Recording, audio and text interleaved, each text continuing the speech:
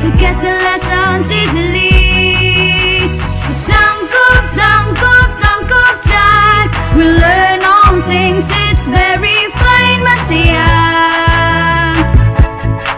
Tutok na. It's tangkup time. We learn all things, it's very fine, masaya. Tutok na.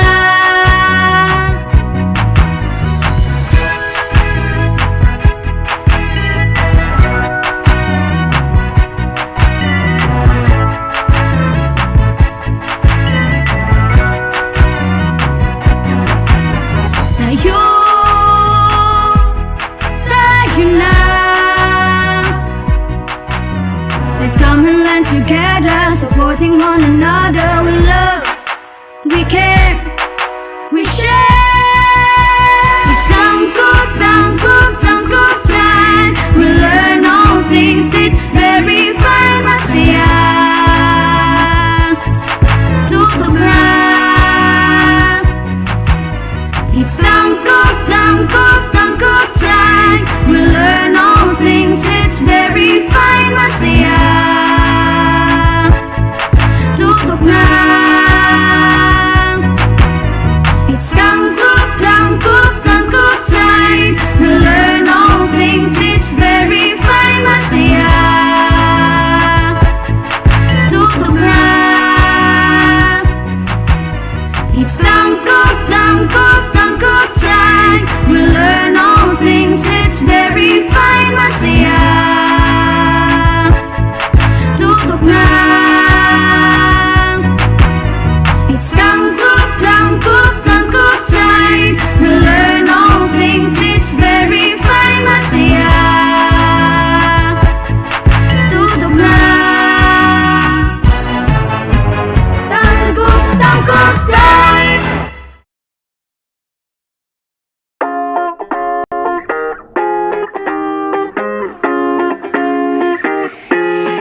The Department of Education, Division of Tanggup City, in partnership with the local government unit of Tanggup, presents Ang Tangkup, Transforming Advancement in the New Normal, guiding K-12 learners under broadcast media and instructional program crafted in response to the need of making education possible and accessible to students at the comfort of their homes.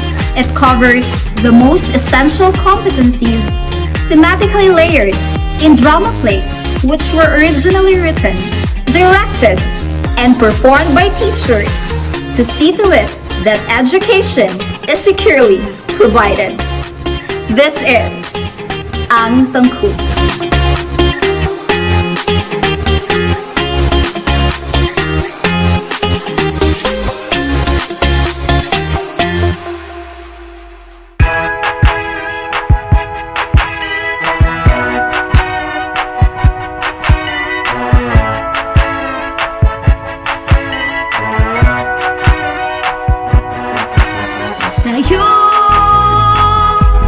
Tayo na. Buksan ang mga radyo, lina at matuto sa mga aral sa mundo. Tayo na.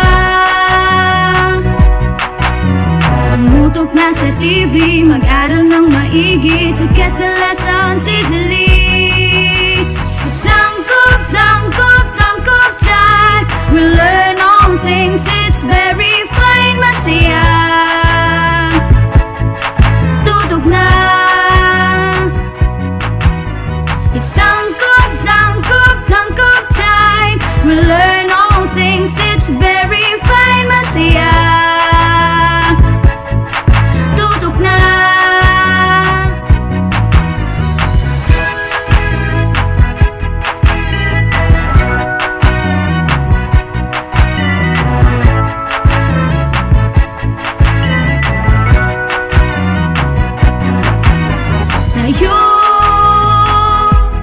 Tayo na.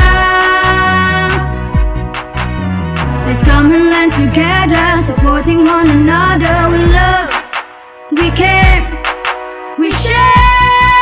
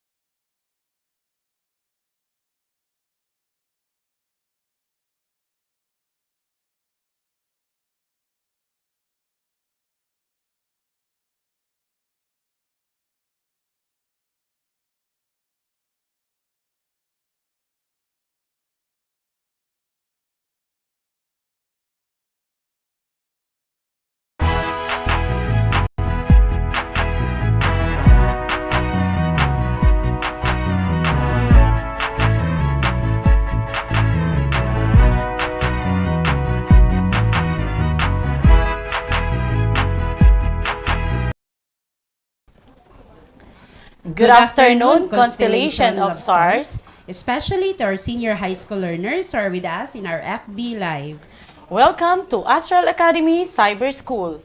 We are still live in the Pintayo Tanggub and Astral Academy FB page.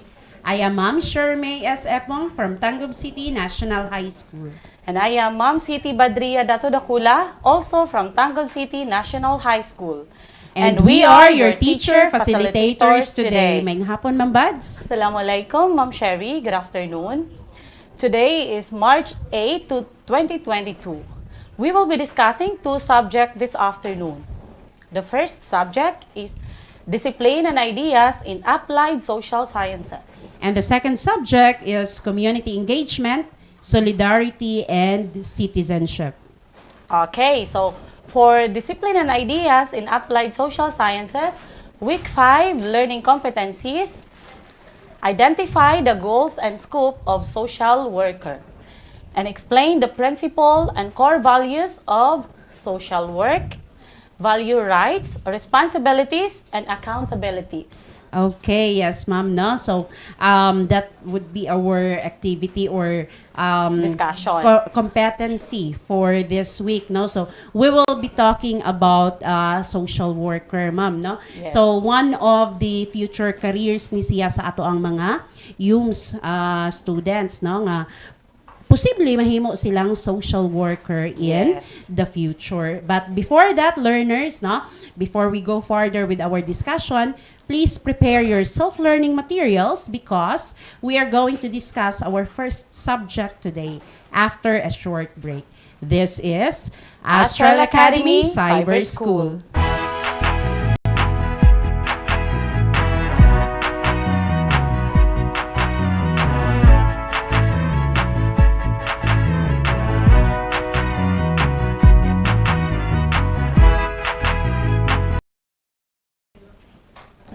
And we are back, still in Astral Academy Cyber School.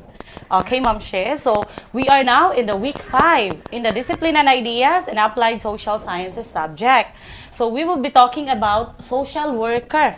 Okay, so, before that, let us define first what is social worker, by the way, Ma'am Sherry. Okay, yes, ma'am. No, so social work is actually a practice-based profession, ma'am. No, so that promotes social change, development, cohesion, and of course the empowerment of people and community. So social work practice involves the understanding of human development, no, behavior, and the social, economic, and cultural institutions and interaction. So, kung lantaw na to, unsa gyud di ay ang social work. So, again, a practice-based profession. Yes, so also social work, it embraces its own vision, values, principles, practices, and functions.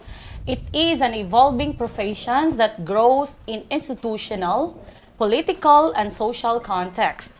The provision of the social work services in various contexts is contingent on arrays of the interconnecting aspects that form and describe how social work is appropriated. Okay, yes, ma'am. No, so that is the concept no, of social Social work. work. So let's now proceed to the goals of a social worker. So what are the goals, man? So the principal mission of social work profession is to develop human beings and assist other institutions in attaining the basic human needs of the people and in empowering the lost, the least, and the last. So, one of the goals of social worker is kanang gitawag natong the goal on caring, no? So, caring portion is significantly necessary in the effective execution of social workers' role in the society. So, kaning care Yes. na ilang gi-provide sa atua. Okay, so another goals is we have the so-called curing. Okay, so not only doctors di ay ang mag-cure, di ba? Cure the patients. Okay, so goal on curing is it refers to the aspects in treating people with problems in social functioning. So mao to ilang gi-cure. They are treating people with the problems in social functioning. So another goal is a goal on changing. Okay, so changing refers to the active participation of the social workers in the social reform. So, as we all know, so parang familiar kaayo sa atong community, atong mga social work na sila ang facilitates atong Yes. mga for-peace beneficiaries. Yes. So that is one of the social reform in our community, and in the country as a whole. Okay, so mura siya nahulog nga 3 C's, ma'am, no? Yes. The Curing, curing, and changing. So those are the 3 Goals goals, no? of social work. Social work. So let's now proceed to scope, no? The scope of social work. So first, we have a social work or social work as a primary discipline. So the adaptation and of course services, no, to unmarried parents is about facilitating the difficult decision of unmarried parents with whether to keep the baby or place the child for adoption. No, so usap pud na sa iya ang scope. Aside Yes. from that, another scope sa social work is kaning gitawag na tong foster care. So actually, ang foster care is about removing the children from their homes and placing them temporarily in a foster care. So natay intended na para sa mga single parent or unmarried parent, and then we also have for the foster care program. So one of the scopes na siya sa social work. Okay, so another scope is residential care. Okay, so it is a group care home or residential treatment center for a child. Okay, so pwede pud ni sila mag-care sa mga bata nga murag kanang ginaabandon. Yes, ang mga social worker nato isa na sa ilahang scope. Okay, so another one is they support their own home involves providing support services in order to keep children in their own homes. Okay, so another scope also is protective services are about protecting the child from child abuse. Child abuse, maltreatment, exploitation by both parents. So, bahalag as ana maltreatment ba, exploitation. So, naagyapon atong mga social workers to protect them. Yes. To provide services. To provide services for the abandoned children. Mao na ilang mga trabaho, ma'am, Yes. no? Covered na siya sa ilaang Scope. yes, ang scope or ilang mga trabaho Yes. as a social Worker. worker. Okay, so next we have the core values, no? Unsa may mga core values sa mga social workers. So one is, or the first one is right to self-fulfillment. So each person has the right to self-fulfillment, which derive from his or her inherent capacity and trust toward the goal. So that is the first one. The second one is responsibility to common good. So tagsa-tagsa pud sa atua has the responsibility as a member of the society to seek ways of fulfillment that contribute to the common good. Kung unsay makaayo sa community or Yes. kinabagan. Okay, so another one is the responsibility to society. Okay, so as a human being, we have the responsibility in our society. So the society has the responsibility to facilitate self-fulfillment of the individual and the right to enrichment through the contribution of its individual members. Okay, so aside sa responsibility to the society is we have this right to satisfy basic needs. Okay, so each person requires to the harmonious development of his powers, socially provided and socially safeguarded opportunities for satisfying his or her basic needs in the physical, psychological, economic, cultural, aesthetic, and spiritual realms. Okay, so satisfying the basic needs. Abraham Maslow's mao na ang pinaka una ang basic needs nato. Yes. Okay, so aside from that, we also have another core value, no? Social organizations are required to facilitate individuals' effort at self-realization, no?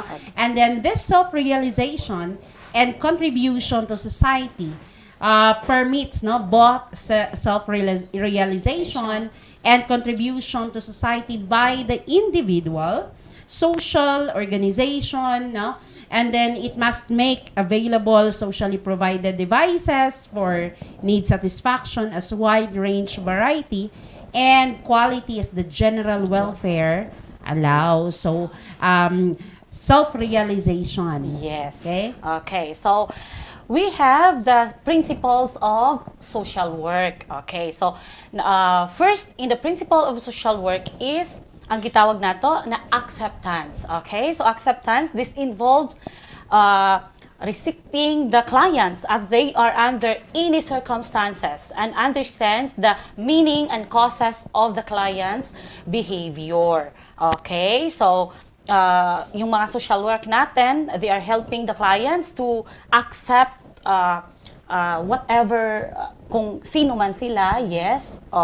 And then another one is client's participation. So client's participation is a problem solving. A client is made to understand he or she is expected to participate in the entire process. Okay. Okay, so the third one is self-determination.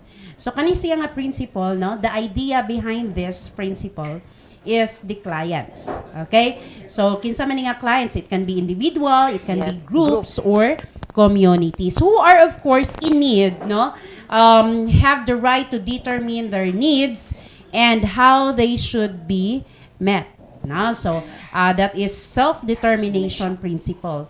Another is the individualization. So kaning principle involves recognizing and understanding the client's own unique characteristics and using different principles and methods for each client. Kay lahi-lahi imong gyud ang kada client, ma'am. So it's a case-to-case basis also. Okay. So another principles is confidentiality. So confidentiality is the client should be accorded with appropriate protection within the limits of the law from any harm that might result from information she or he divulges to the worker. Okay. So self-awareness is also one of the principles of the social work. This means that it is the social worker is conscious about his or her role in making use of his professional relationship with the client in a way that will enhance the client's development rather than his own. Yes. So awareness. Okay, so we also have another principle, which is the principle of client-worker relationship. So the purpose of client-worker relationship is, of course, to help the client in some area of her or his social functioning, in which, at the present, he or she is expecting some difficulty, and where the worker is in the position to offer help. So ang relasyon ni worker ug ni client is of course when it comes to the needs sa client, so pwede ma-provide na ni social worker. So in terms lapod sa panginahanglanon sa client. Yes. Okay. So sige, let's proceed to the rules and functions of social worker. Okay. So rehabilitative function refers to the restorative, curative, and remedial action. So, number one of the rules and functions of social work is rehabilitative function. So, another one is preventive function detects impending imbalance between the individuals or groups with the government.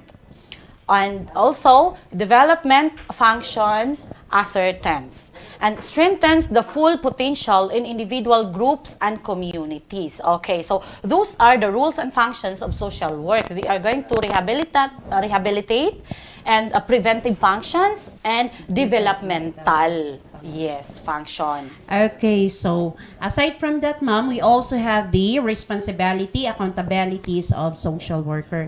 So unsa may ilang mga responsibilidad ug unsay ila ang mga tulubago, So commitment to client as a social worker, you have to be committed to your clients. Dili kay pasagdahan lang, naapod gitawag na self-determination, So we have to ascertain na naatay gitawag na achievement sa ato ang atong goal or sa atong target, no?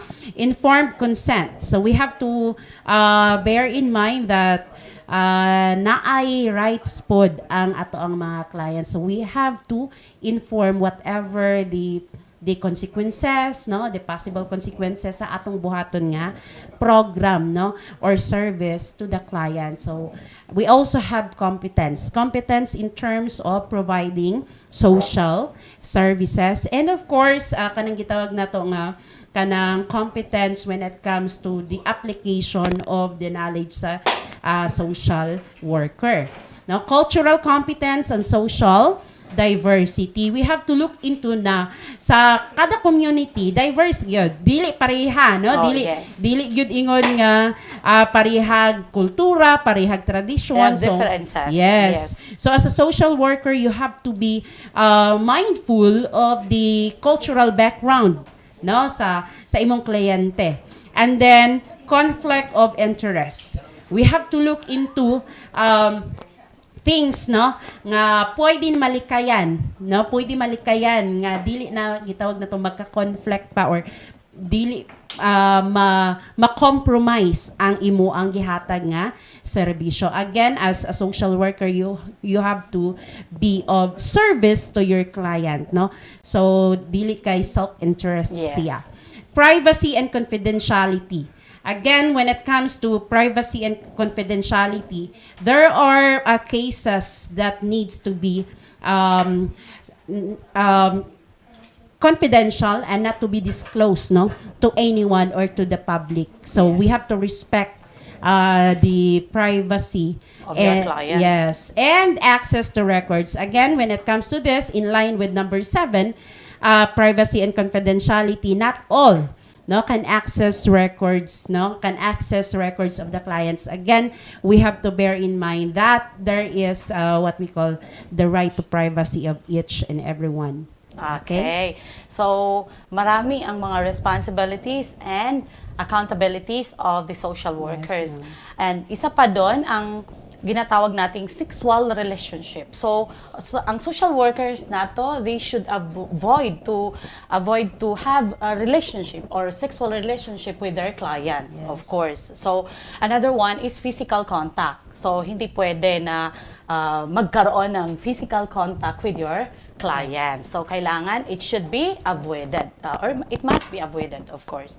And another one is sexual harassment. Okay, so if ever mayroon kang clients na may mga gustong i-share, so as a social worker, dapat you should avoid the sexual harassment nga mga professional lang yun. Yes. So derogatory language. So kailangan mga proper language ang gagamitin mo, yung mga makatulong sa kanya, hindi pwede yung pagsasalitaan mo siya ng mga masasama or imbes na gusto niya ng tulong, mas lalo siyang yes.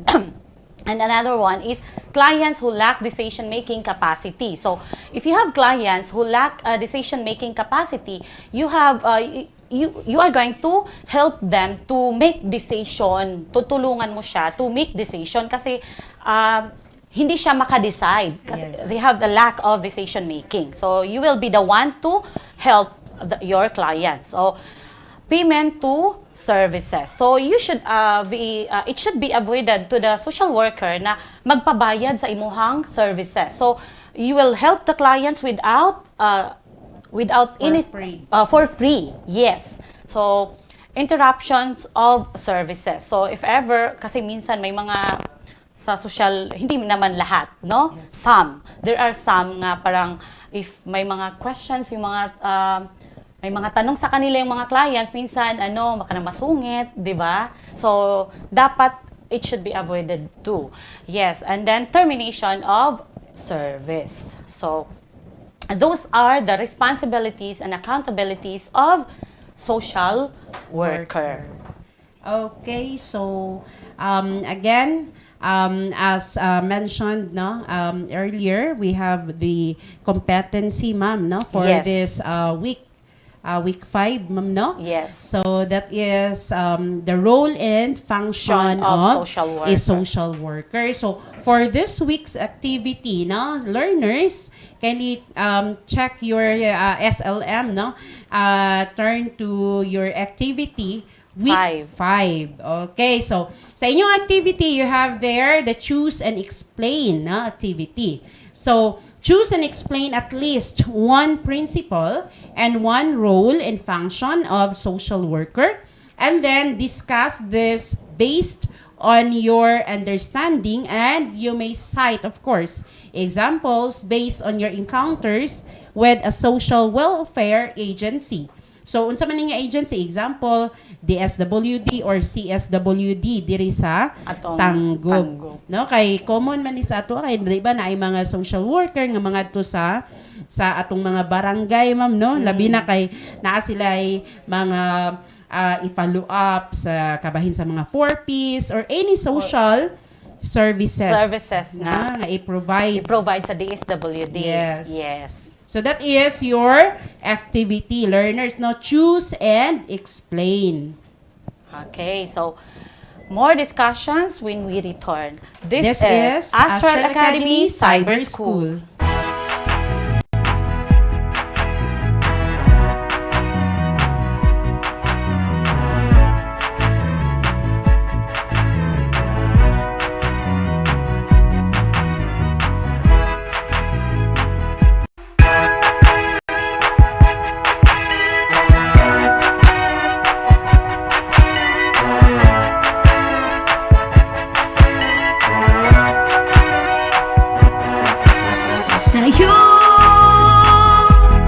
Tayo na, buksan ang mga radyo, lina at matuto sa mga aral sa mundo. Tayo na, tumutok na sa TV, mag-aral ng maigi to get the lessons easily. It's tangkop time, we learn all things, it's very fine, masaya.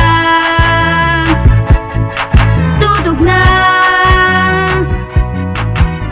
it's tangkop time, we learn all things, it's very fine, masaya.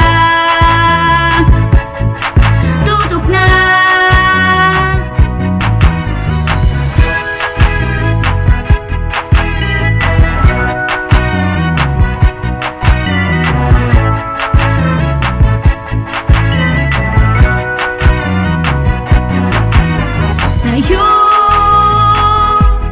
Tayo na,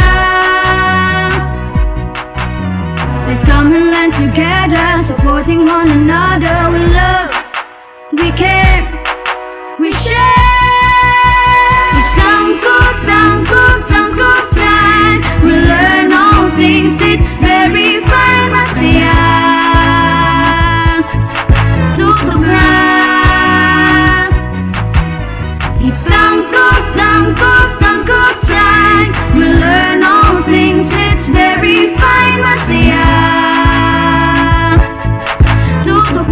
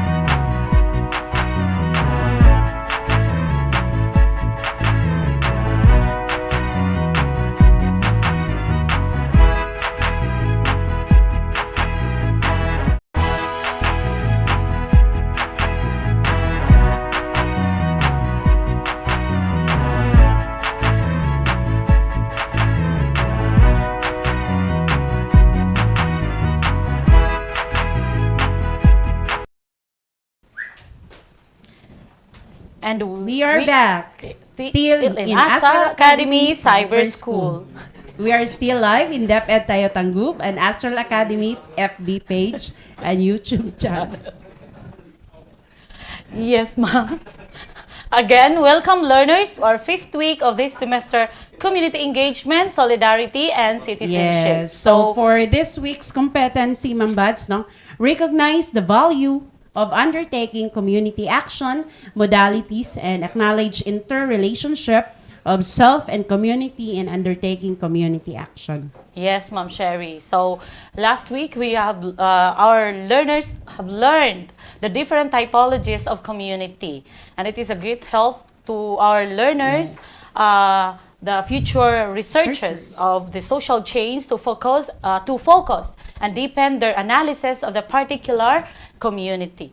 This will guide them in identifying which particular community matches their research interest on the political advocacy.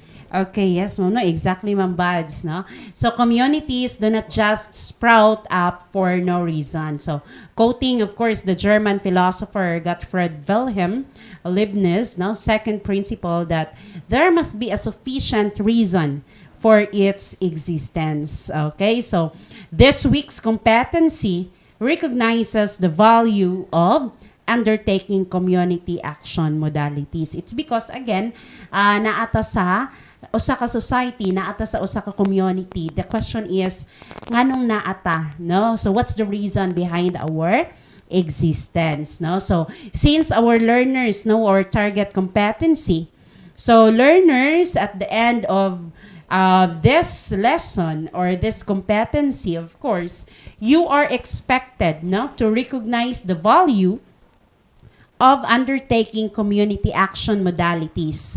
So, let's start by defining the term community action. So, Ma'am Bads, unsa man yung community action?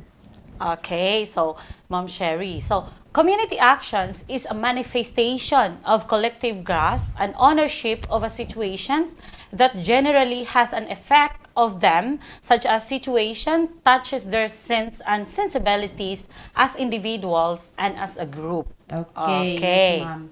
No, so community action, naani gitawag na tong mga important ingredients, ma'am, Yes. no? Important ingredients wherein these ingredients identified, no? Mao ni gitawag nato or we call it the must dose in planning a community action. So, di ba kung moingon tag community action, unsa gibuhat nimo sa komunidad to be part of that community and to gitawag pud natong to empower, no? So, first we have common context. So, people live in a similar setting or locality. So, pares nato naata diri sa atong lugar, no? Yes. Or sa usa ka institution, example, community sa DepEd, community sa mga teachers. So, the first ingredient is kaning common context. So, as it is the base in building a common lens. So, the members of the community must come from a familiar or if not, a similar milieu or a setting. So, mo na gitawag na tong common context, no? Setting or location. Okay, so second one is common experience. Okay, so people encounter a comparable experience individually or collectively. So the ingredient is a common experience. So it gives the members of the community as a sense of being one, thus creating common sentiment. This drives the community to stick together in pursuing the same cause.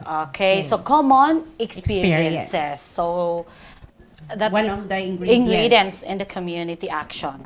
Okay, so aside from the common experience, ma'am, naapot tayo gitawag na common understanding of an issue. Yes. Okay, kay usa man mo sa or usa ka membro ana nga community, we have to understand, no, the issue or common understanding of an issue. So people have more or less similar view sa usa ka issue at hand, no? So the next ingredient, of course, which is, again, as I've said, is common understanding of an issue, elevates the community relationship from a feeling level to a thinking level. Okay? So it translates now the emotional state to a more objective view of the situation. So, naanad gitahon from feeling level to thinking level. Okay, so common analysis. Yes, people went through a process of analyzing the issues and may have a similar take on the issue. Okay, so partly or in a whole, the fourth ingredient is what we call this a common analysis. So it puts the community members to understand the issue to a certain perspective. So based on the core values and principles, this ingredient may strengthen or break community relations. So like for example is those who promote the reproductive rights law. So reproductive life law is a form another their selection of based on the certain principles and perspective on the right to life. So of course they are promoting the reproductive yung parang they are pro sa maraming, for example, maraming contraceptives. Yes, so pro sila ana kay they believe in the right to life. So hindi sila pro sa mga contraceptives kay parang karamihan yan ma'am sa community ng mga Muslim communities kasi para sa kanila hindi dapat gina-promote yung mga contraceptives ganyan kasi basta daw lumabas sa mundo, mayroon na daw budget yan. So, yun yung sa kanila, no? Which is, ako as a Muslim, dilipod ko pro. Yes. Gusto ko, mayroon talagang mga contraceptives and, So, yes. merong mga control, no? Mga control, kasi para small family is a happy family. Yun yung sa akin. We have different perspectives Views. and views, of course.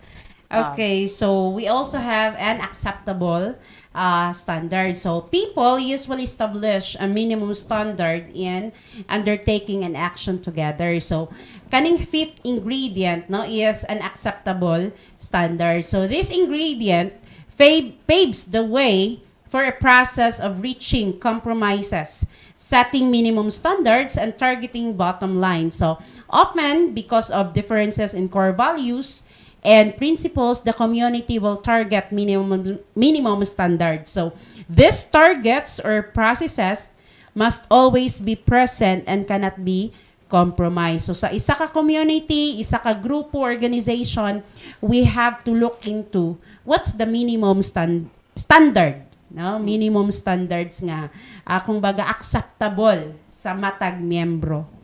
Okay, so another ingredient is action that is acceptable to the community. So people discuss and agree on what action to take, who will take the lead, and who will do the supporting rules, and who will do other tasks. So in a community, dapat mayroon, whatever the decision, mas mabuti yung parang all members support the decision, whoever, kung sino ang mag-lead pa dyan, dapat being the member of the society or in the community, you must follow. Yes. Instead of complaining. And mag-criticize. No, sa mga... Criticize, instead na mag-criticize, dapat na lang, makibagay kung saan ka man, Yes. di ba? Yes na lang, oy. Para walay gubot. Okay. Yes. So, since naamang po tayo minimum standard. Yes, ma'am, mayroon. So, as long as wala siyaming deviate no, Yes. sa standard sa community. And so for atong mga leaders pod, kay mauman na ilahang Yes. purpose pod. Yes. Okay, so again, no, those are the important ingredients of community action. So, in community action or development, actually, there are 4 general phases, ma'am. 4 general phases of community organization process, which were cited by Andres, no? So, the first phase, kumbaga, we have issue identification, analysis, and dissemination. So, unsa man ni siyang step, no? So, this phase is the key step toward the development of community action. Mao ni ang pinakauna, no? Before MUAC, no? Before na ay community action. Relevant to community information is collected, consolidated, analyzed, defined, processed, and disseminated. In this phase, real needs are determined and differentiated from felt needs. So, naana diri mahitabo ang mga debates, dialogues, and sharing of thoughts, no, are undertaken. So also, relationships are built and strengthened in this phase. It's because diri naman ang determination of unsa gyud panginahanglanon sa community. Yes. So say for example, grabe taas na kaayo ang cases sa malnutrition. So unsa kay pwede mabuhat, no? Unsa kay pwede buhaton sa usa ka community in order to lessen the problem of malnutrition. So dira nila makita sa first phase. Okay, so they also need to be kanang sa mobilization of community. Sa mobilization of the community, this phase is a step of gathering people to meet regularly, discuss community problems, plan as a community, formulate implementing mechanism, identify community leaders and organizational structures, and develop system in the phase work is systematized and the people are organized. It is where agreement and processes are aligned. So of course, sa mobilization of community, yan na yung mga regular meetings para at least kasama sila lahat sa discussion. Yes. Maiparating din nila kung ano man yung mga gusto nila. So doon sa mobilization, doon nila open yung Yes. mga plans. Na gusto nilang ma-change, ganyan, at idagdag. Okay. So may mga Discussion na mangyayari doon. That's why it should be regularly conducted in the certain community. Yes. Hindi pwede yearly. Kailangan. kay once nakita man gud nila ang problema, naa may mga problema nga need og immediate actions. That's why it should be conducted on a regular basis. Okay, so the third phase, no, we have the organization. Mo ni gitawag datong the bolt-in phase. So, we're in all the resources, no? It can be material or non-material resources, process or product, soft or hard technology, and physical and spiritual are mapped out and consolidated. No? So, ato na siyang ipagtipo kung unsa man to'y mga resources nga available, human, material, money, manpower, no?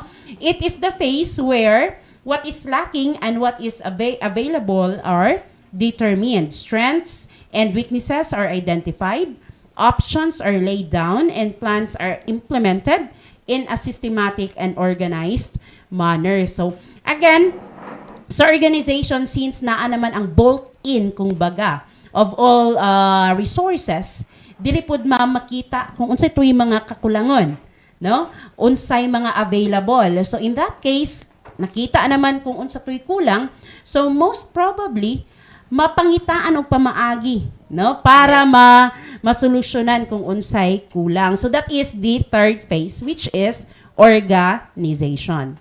Okay, so the last phase is on education. So of course, it is the skills development of human resource enhancement phase. So members are provided with necessary skills, knowledge, and orientation. So they must be educated enough para so it is also the prerequisite for the commencement of duties and responsibilities as members and officers of the community's organization. So the success of the community actions may depend on how efficient and effective the members and officers are. So the members and the officers should be educated. Kailangan they are educated in order for them to work effectively and efficiently. Kailangan talaga mayroon silang enough knowledge and skills to facilitate that the certain community. Okay, yes, ma'am. No, so the process actually of reaching the level of community, ma'am, that pursue an advocacy together is not an easy task. Dili gyud siya in anak kadali, no? So the differences in perspective, labi na kay ang atong mga miyembro lahi-lahi og panglantaw, Yes. no? Experiences na ay na experience sa isa nga lahi pud ang iya ang interpretation or Yes. perspective, and values contribute in making the situation complex, no? Kay again diverse man good ang usa ka community, diverse man gihapon. Yes. Although na ay gitawag natong common, but in some ways naagi hapon ning gitawag natong diversity. So dira man mao nay Yes. nakapaad og beauty gyud, no? Yes. Sa usa ka organization or community. So agents of community change have to be content with the so-called community dynamics, and they must learn to befriend. So therefore, community undercurrents or forces at work must be ignored, no? So to facilitate a process of appreciating community dynamics, community change agents must be aware of the following, no? So first, ma'am, unsa ni siya? Of course, know the community issue. Mao na pinaka-importante. Yes. So, they must know the history and the roots on how it developed, what facilitated its growth, where it is now. So before you will know the where it is now, you should know the history and the roots of how it is developed. Yes. Okay, so analyze the issue from different perspectives. So identify the issue and look at it through different lenses. Map out and analyze the different perspectives. So, paulit-ulit sa perspectives, different perspectives. Since we are talking about people, so they have different perspectives and opinions. So, you have to consider the individual differences or the diversity of the certain community. Okay. So aside from that, no, we also have to consider, no, this. I identify and get to know the relevant community structures and system. So what structures and systems may facilitate or hinder the success of an action? Kay of course naa na mo'y purpose, na mo'y goal, no, to put into action this certain advocacy. The problem is unsa may pwede or unsa may posibleng makababag ani, no, or unsa may pwede makatabang para ma-realize ang imuang advocacy. So you have to look into that structure also or system. So aside from that, identify and get to know the players. So who are involved in the issue, no? So ibutanta lang on the issue of malnutrition, no? Kinsa may affected ana, no? Mga bata, aha man nagapuyo, no?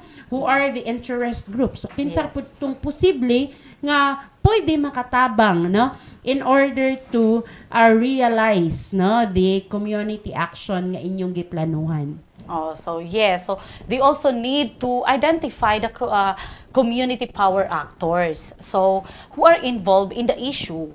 So who are their interest in the issue? So like what you said kanina, that if malnutrition, so sino ba yung power actors? Sino ba yung mga people involved? So of course, yung mga bata at saka of course ang mga sa health center, Yes, yung 'di ba? mga magpo-provide Nagpo-provide ng health mga services. health services. So, they are the one will address that problem. Yes. Okay? So, trace connections. So, map out linkages, the stakeholders. This will provide the pictures of the strengths and weaknesses of the people who are involved and what resources they have. So, like for example, in sa pag-identify, so kailangan nila i-map out kung sino ba yung linkages and stakeholders, sino yung mga ka-partner diha sa Sa community. So, apart from understanding community dynamics, ma'am, no, so it is also important, no, to have a grasp of people's apprehensions and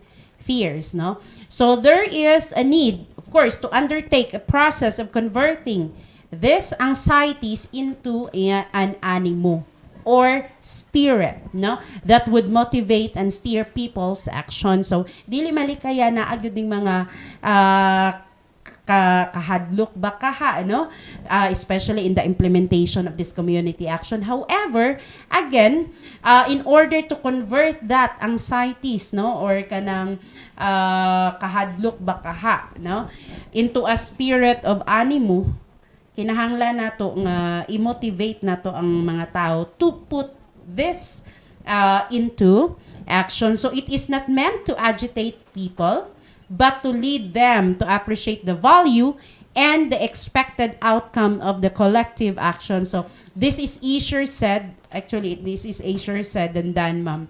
So the act of pursuing community action entails patience and commitment. Na importante na siya. Patience and commitment. So kani mga virtues gyud ni nga naa gyud pud nato. So it requires the process of meaning making. Okay, so Macmillan and Chavez, 1976, expounded on their theory by providing us with the 4 contributory factors.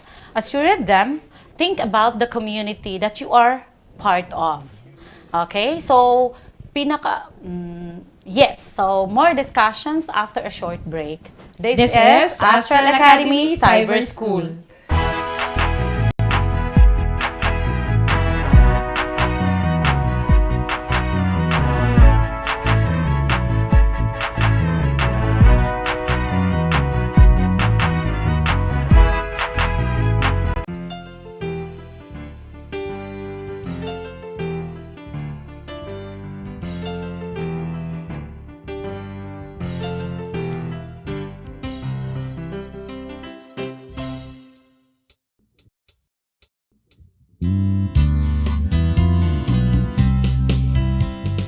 This is the way we speak. This is the way we read. This is the way we write. This is the English way. This is the way we speak. This is the way we read. This is the way we write. This is the English way.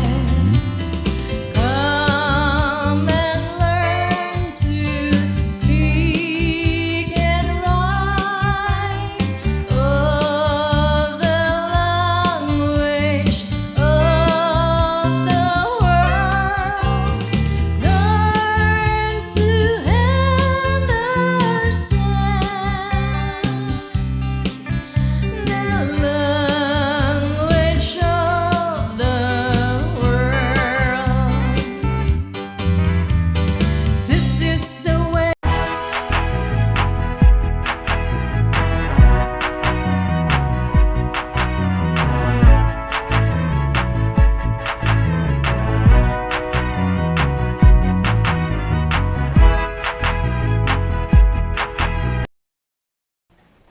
And we are back, still here in Astral Academy Cyber School. Okay, let's go back to our discussion, Ma'am Sherry, no? So, in a community, pinakauna talaga na i-consider being part of the community is the membership. Yes. Yes. So, this is the feeling of belonging or a sharing of sense of personal relatedness. So, this concept includes the following attributes: the boundaries, emotional safety, a sense of belonging, is an identification. So, personal community and common symbol system. So, in a community, in order for you to become a member, kailangan nandyan ang belongingness, Yes. tinatawag natin na belongingness. If there is a program sa isang community, dapat maki-join pod ka. Of course, you must participate whatever the programs they are doing. Yes. Okay, so next is influence. So this is actually, ma'am, no?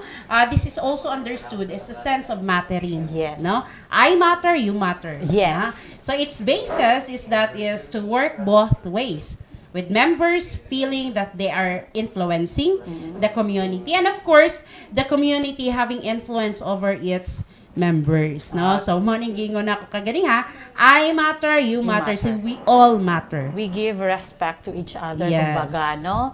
So, integration and fulfillment of needs. So, that is also needs in a certain community. And in a sense that this means that by becoming a member of community, that member gets what or he or she hope to get by joining.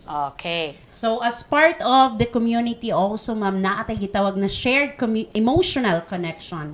So, all communities being made up of persons have their unique story. So, this factor will help a person recognize his value as being part of the community.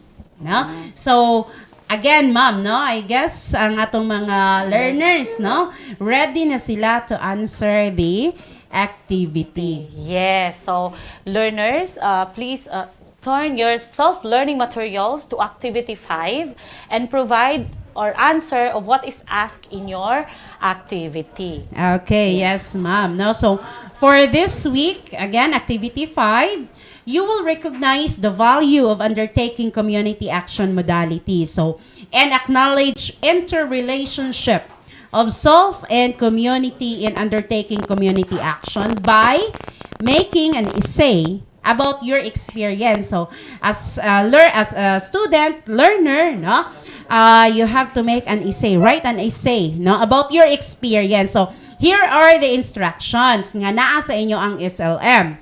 So, be silent and close your eyes. Yes. Remember an experience in the past when you were involved in any collective action or response to a particular situation, like a donation drive for storm victims, a feeding program for the urban poor children in your community, tree planting, relief operations, street cleanup, or a liturgical preparation. Okay. So, focus your attention on what that experience and ask yourself. So, what was the situation then? So, why were you gathered together? What action did you undertake?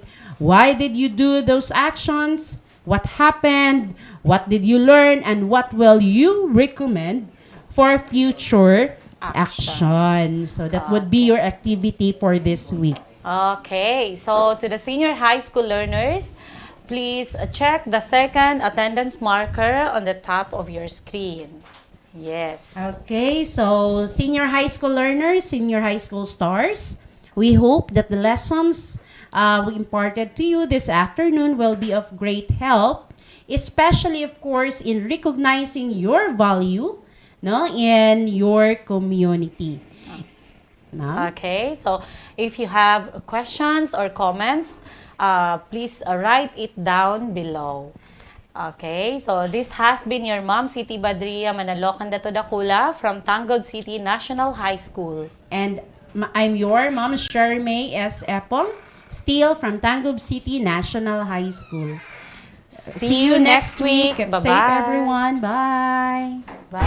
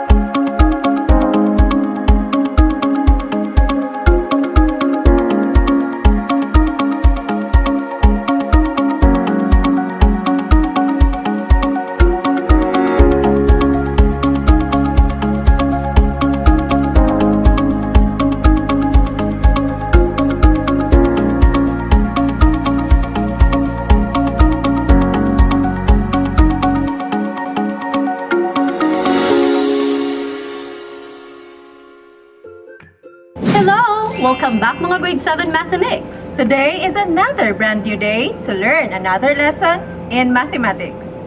Dito sa nag-isang programa nyo, Ang Tangko! We learn all things ang saya! Ready na ba kayo? Hooray! now let us begin.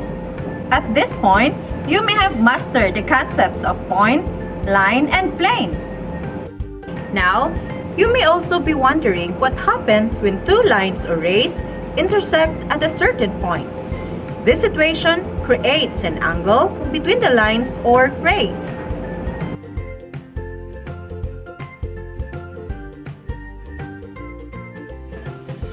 Now learners, stay tuned and get prepared, for we will tackle more about angles. This is all about classifying the different kinds of angles. Just like other mathematical concepts, angles are a big part of our lives. One of the examples of angle in real life is the angle formed by the hands of a clock. Also, opening the door widely or slightly also involves angles and so much more.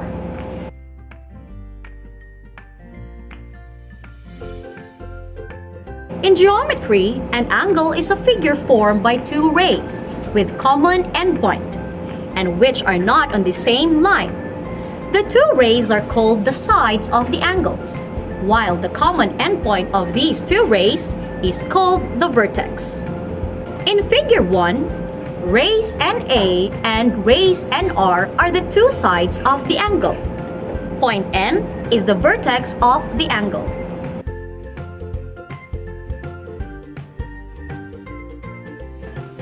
Now, how to name an angle? We can name angles using this symbol to denote an angle in these three different ways.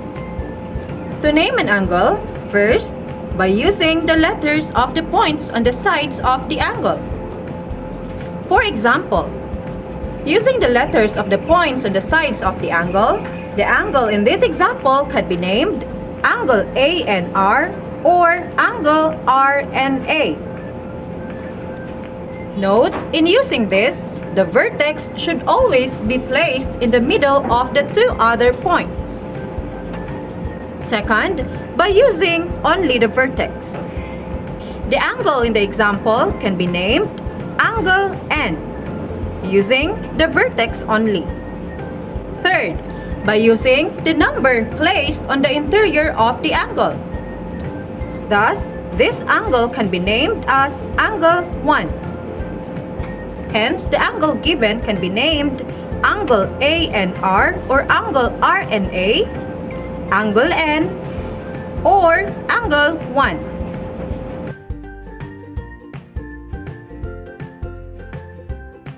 Note, when naming an angle, we make sure that its name corresponds to the correct angle we are referring to. In this given figure, we cannot use angle N to name a particular angle because it is hard to determine which angle we are referring, since angle 1 or angle 2 have the same vertex, which is N. In this case, we name the angles using the 3 points or the number. Thus, the two angles can be named angle LNA and angle ANR or angle 2 and angle 1 respectively.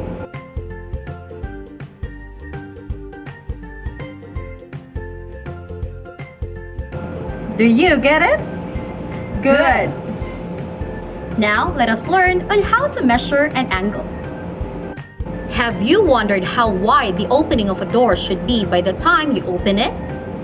Door openings are like angles, and the openings of angles are measured in units called degrees.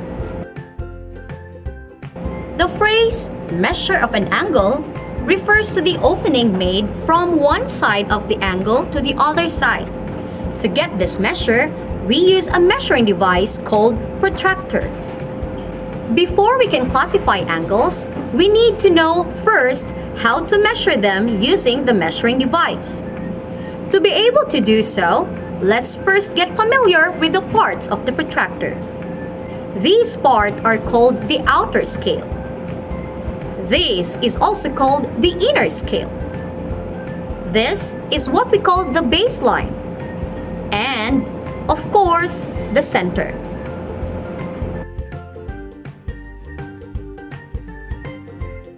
Now that you are familiar with the parts of the protractor, then you're ready to measure an angle. Consider the two angles. Both angles are named angle ABC, but facing different sides. We can get the measure of both angles by following these steps. First step, Place the center of the protractor on the vertex of the angle to be measured. Second step, line up the mark labeled 0 on either scale with one side of the angle. Note, if the angle is facing the left side, then we will use the outer scale. For angle 2, we use the inner scale because the angle is facing the right side. Third step, read the scale where it falls on the other side of the angle. For angle 1, the measure of the angle 1 or angle ABC is 30 degrees. For angle 2, the measure of angle 2 or angle ABC is also 30 degrees. In symbols, we write this as measure angle ABC equals 30 degrees.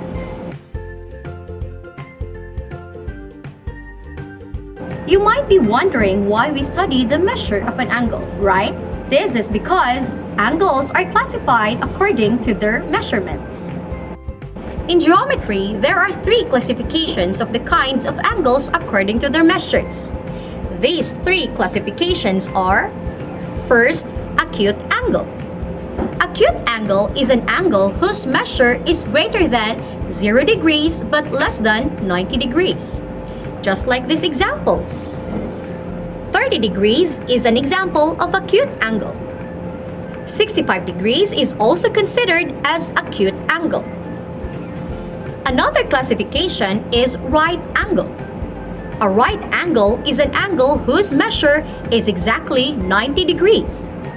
The symbol in the figure is used to mark the right angle, just like this figure shown. The third classification of angle is called obtuse angle. An obtuse angle is an angle whose measure is greater than 90 degrees but less than 180 degrees. This figure is an example of obtuse angle, 120 degrees. Another obtuse angle is 165 degrees. Let us understand these kinds of angles better with this diagram. Starting from 0 degree, all the angles that are in box 2 are acute, while all the angles that are in box 1 are obtuse. Now, it's your turn to try. Name the following angles according to its kind. Number 1. What do you call this angle? Very good. This is an acute angle. Number 2. What do you call this angle? Right. This is an obtuse angle. How about this angle? Very good. This angle is a right angle.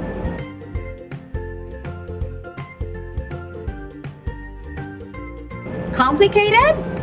No.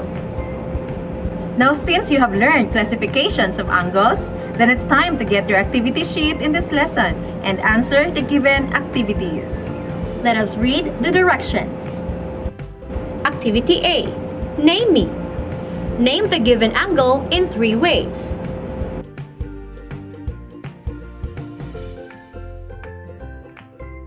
Activity B. Test yourself. Determine the measure of each of the following angles. Then classify it as acute, obtuse, or right angle. An example is given for you.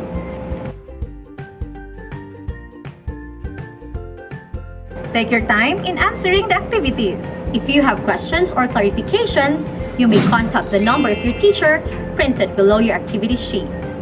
To end, always remember that the essence of mathematics is not to make simple things complicated, But to make complicated things simple.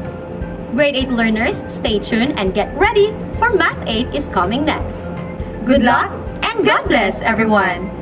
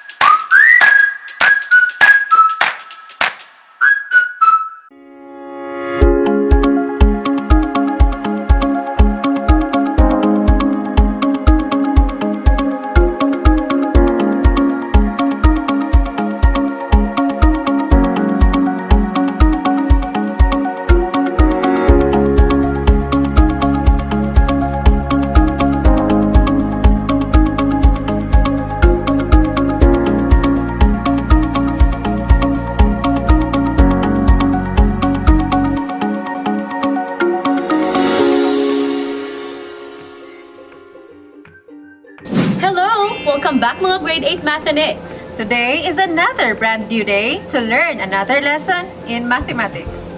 Dito sa nag-isang programa nyo, Ang Tangkog! We learn all things ang saya! Ready na ba kayo? Hooray!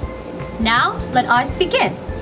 Last episode, we already learned the concept and the different postulates of triangle congruence. As a review, let us watch this video.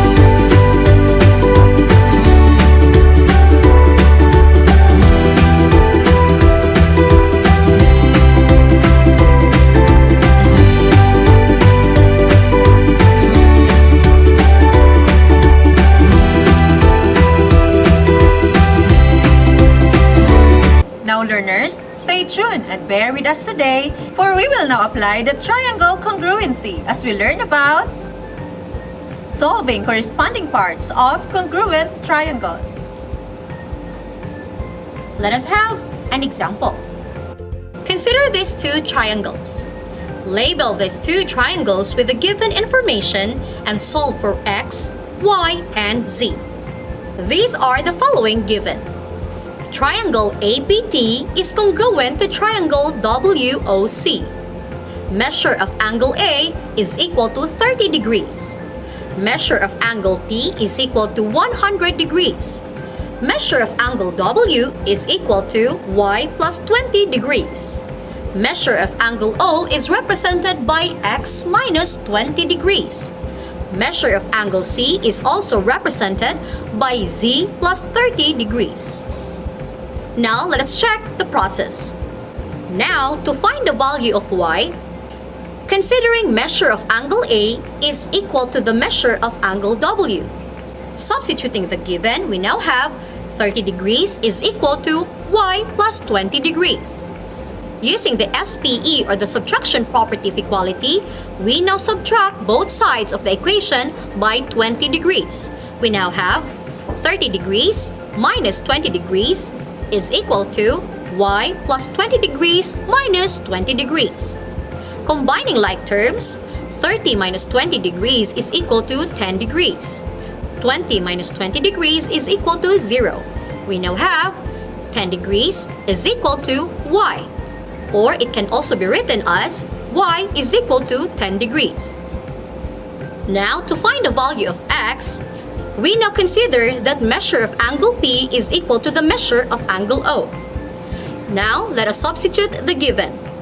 Measure of angle P is equal to 100 degrees. Measure of angle O is represented by x minus 20 degrees. We now have 100 degrees is equal to x minus 20 degrees. Using the APE or addition property of equality, we now add both sides by 20 degrees. So we now have 100 degrees plus 20 degrees is equal to x minus 20 degrees plus 20 degrees. Combining like terms, 100 degrees plus 20 degrees is equal to 120 degrees. Negative 20 degrees plus 20 degrees is equal to 0.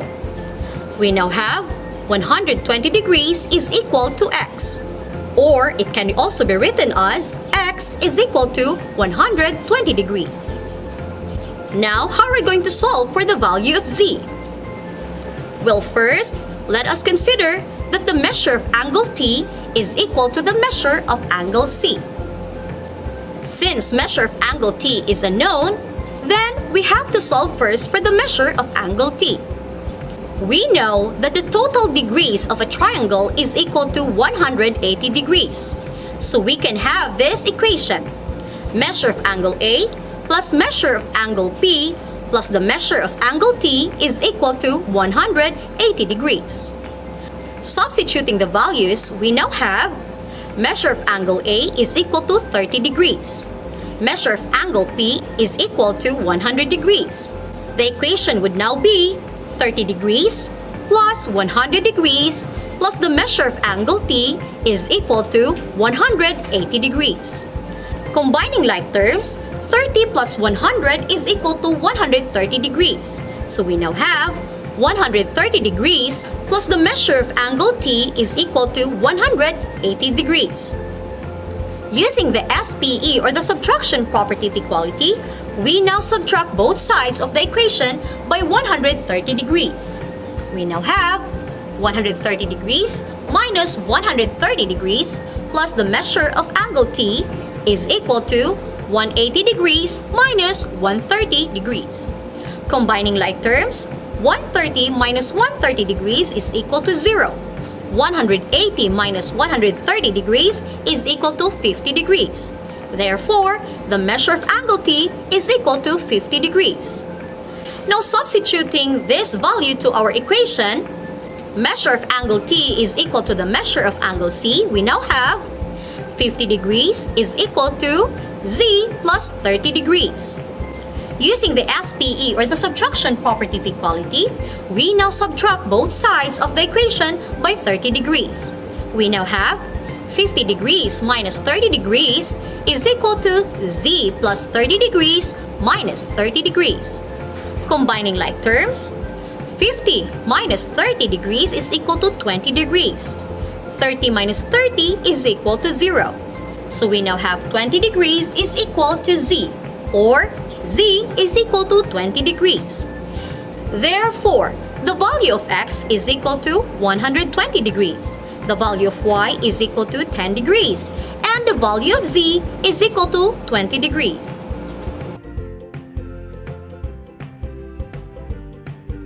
Complicated? No. Now, since you know already how to solve the corresponding parts of congruent triangles, then it's time to get your activity sheet in this lesson and answer the given activity. Let us read the directions. My X and Y. Solve the following problems.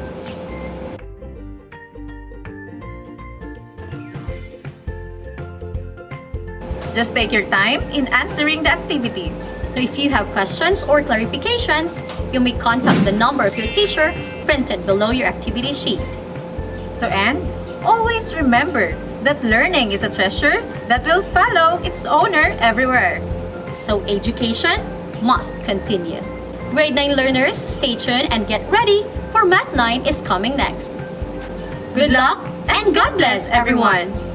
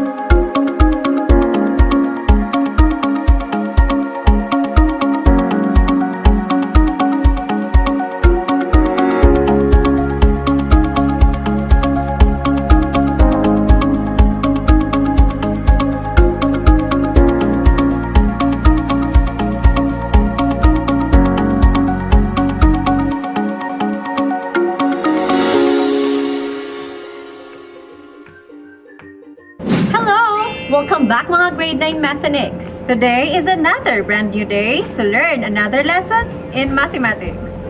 Dito sa nag-isang programa nyo, Ang Tangkog! We learn all things ang saya! Ready na ba kayo? hooray! Now, let us begin. In our previous lesson, solving for angles and sides of parallelograms were thoroughly discussed using its properties. Now learners, stay tuned and get prepared, for we will tackle another lesson about parallelogram. This is all about proving theorems on the different kinds of parallelogram. Now, let us recall the hierarchy of parallelograms.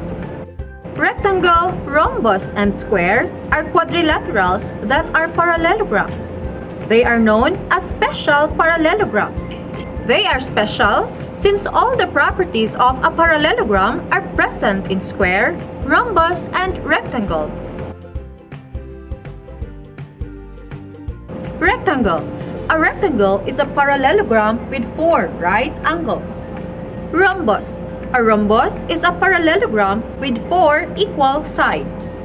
A square is a parallelogram with 4 right angles and 4 equal sides. A square is both a rectangle and a rhombus.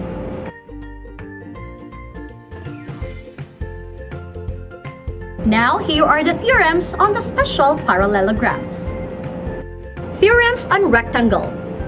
Theorem 1. If a parallelogram has a right angle, then it has 4 right angles and the parallelogram is a rectangle. Theorem 2. The diagonals of a rectangle are congruent. Theorem on rhombus. Theorem 3. In a rhombus, the diagonals are perpendicular and they bisect each other. Theorem on square or Theorem 4. The diagonals of a square bisect each other are congruent and perpendicular.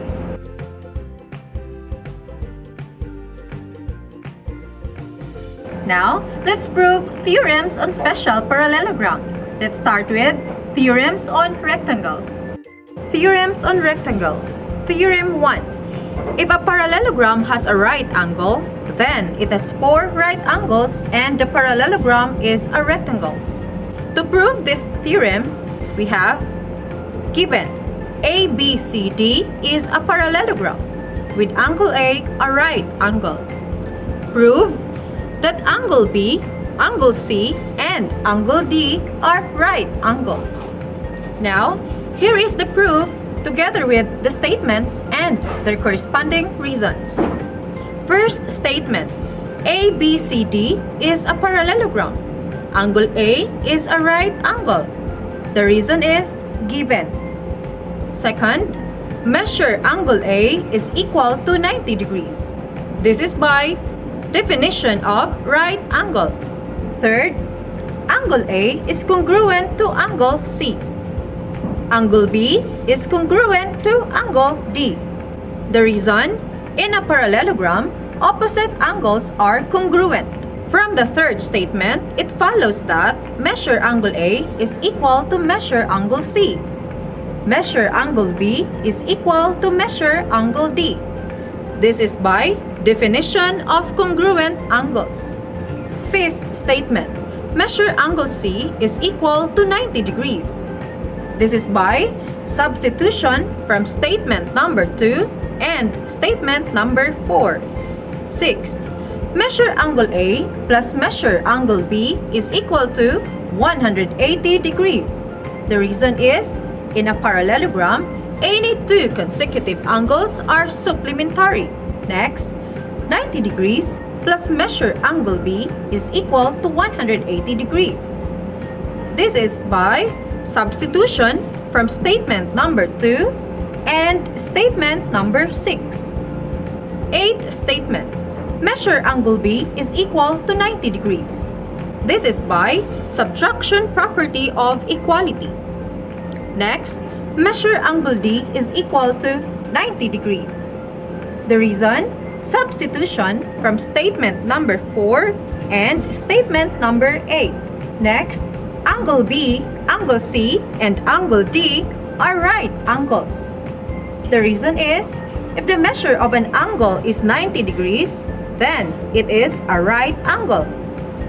Now, since we already proved that angle B, angle C, and angle D are right angles, therefore, ABCD is a rectangle. The reason? Definition of rectangle.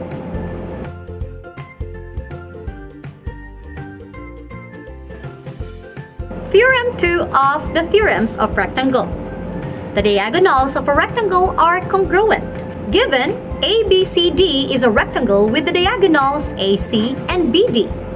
Prove that AC is congruent to BD. Now here is the proof. First statement. ABCD is a rectangle. Reason is given. Second, line AD is congruent to line BC. Reason, in a parallelogram, opposite sides are congruent. Third statement, angle D and angle C are right angles. Reason, a rectangle has 4 right angles. Next statement, angle D is congruent to angle C. Reason, any 2 right angles are congruent. Next statement, line DC is congruent to line DC. Reason, reflexive property. Next statement, triangle ADC is congruent to triangle BCD. Reason, SAS postulate or the side angle side postulate. And therefore, side AC is congruent to side BD. Reason, CPCTC or the corresponding parts of congruent triangles are congruent.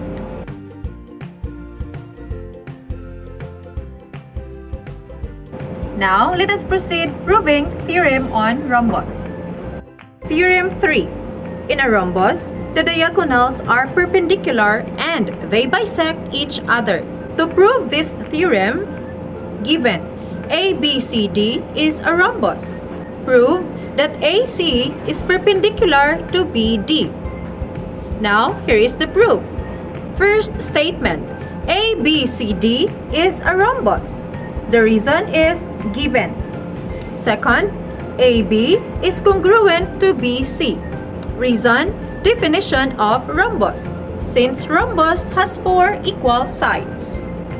Third, BQ is congruent to BQ. Reason, reflexive property. Fourth, AQ is congruent to CQ. Reason, in a parallelogram, diagonals bisect each other. Next, triangle ABQ is congruent to triangle CBQ. Reason, SSS or side postulate. Next statement, angle BQA is congruent to angle BQC. This is by corresponding parts of congruent triangles are congruent or CPCTC. Next, angle BQA and angle BQC form a linear pair. Reason, definition of a linear pair. Next, angle BQA and angle BQC are supplementary angles. Reason, the supplement postulate. Next statement, angle BQA and angle BQC are right angles. Reason, if 2 angles are both congruent and supplementary, then each is a right angle. Therefore, AC is perpendicular to BD. Reason, perpendicular lines meet to form right angles.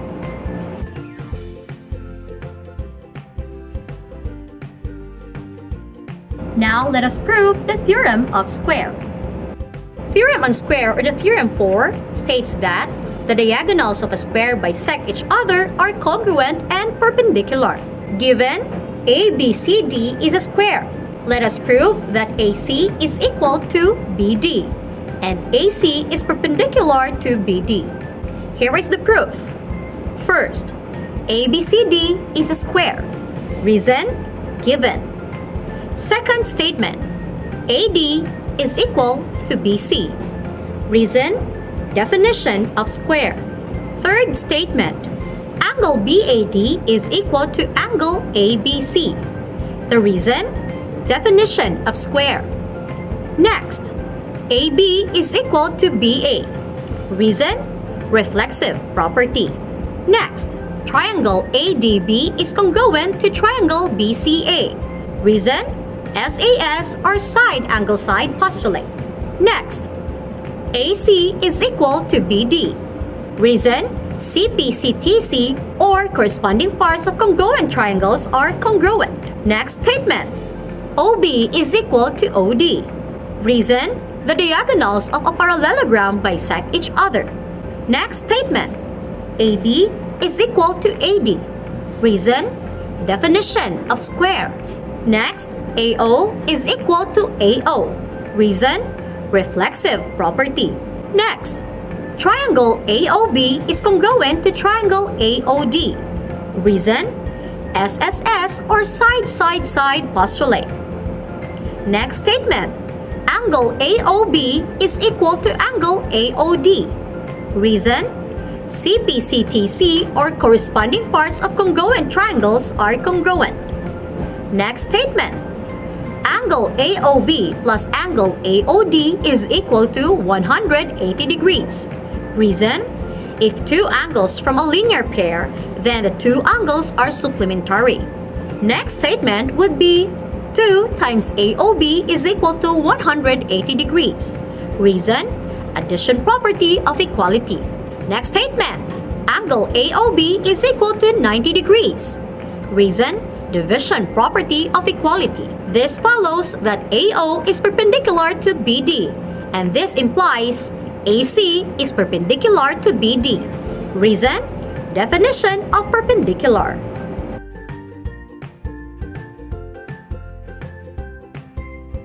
Now, since you know already how to prove theorems on rectangle, square, and rhombus, then it's time to get your activity sheet in this lesson and answer the given activity.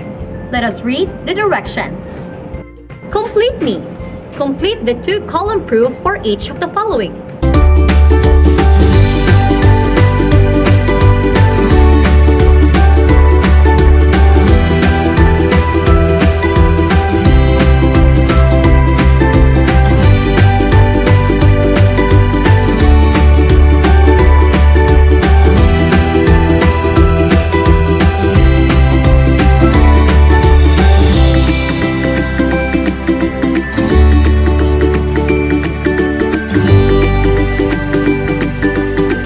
Take your time in answering the activity. If you have questions or clarifications, you may contact the number of your teacher printed below your activity sheet. To end, always remember that the only way to learn mathematics Is to do mathematics. Grade 10 learners, stay tuned and get ready for Math 10 is coming next. Good luck and God bless everyone!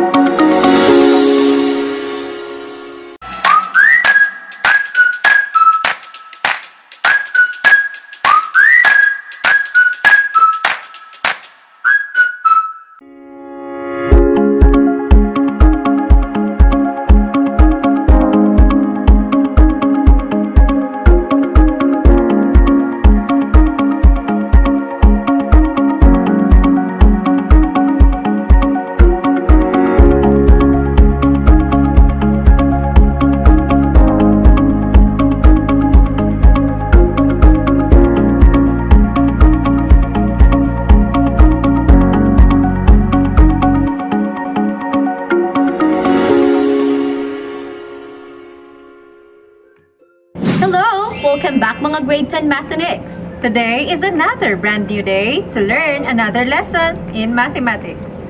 Dito sa nag-isang programa nyo, Ang Tangkong! We learn all things, ang saya! Ready na ba kayo? hooray! Now let us begin. Last episode, we already learned what combinations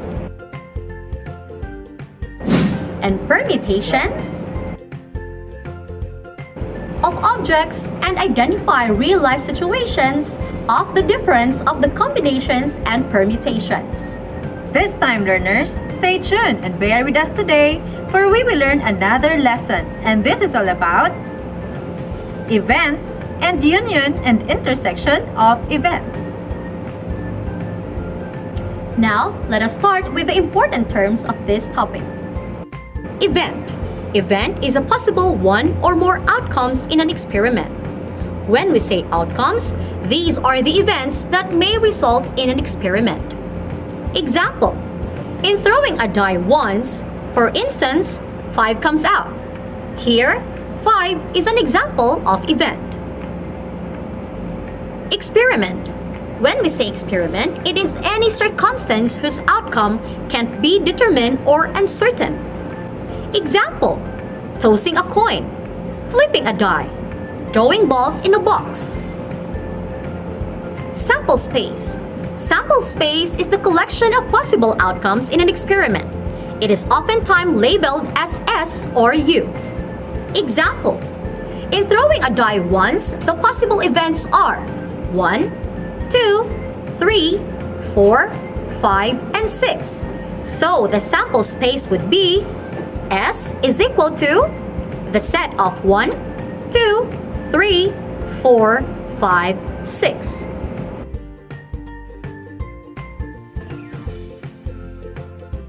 Now, here are the different types of events.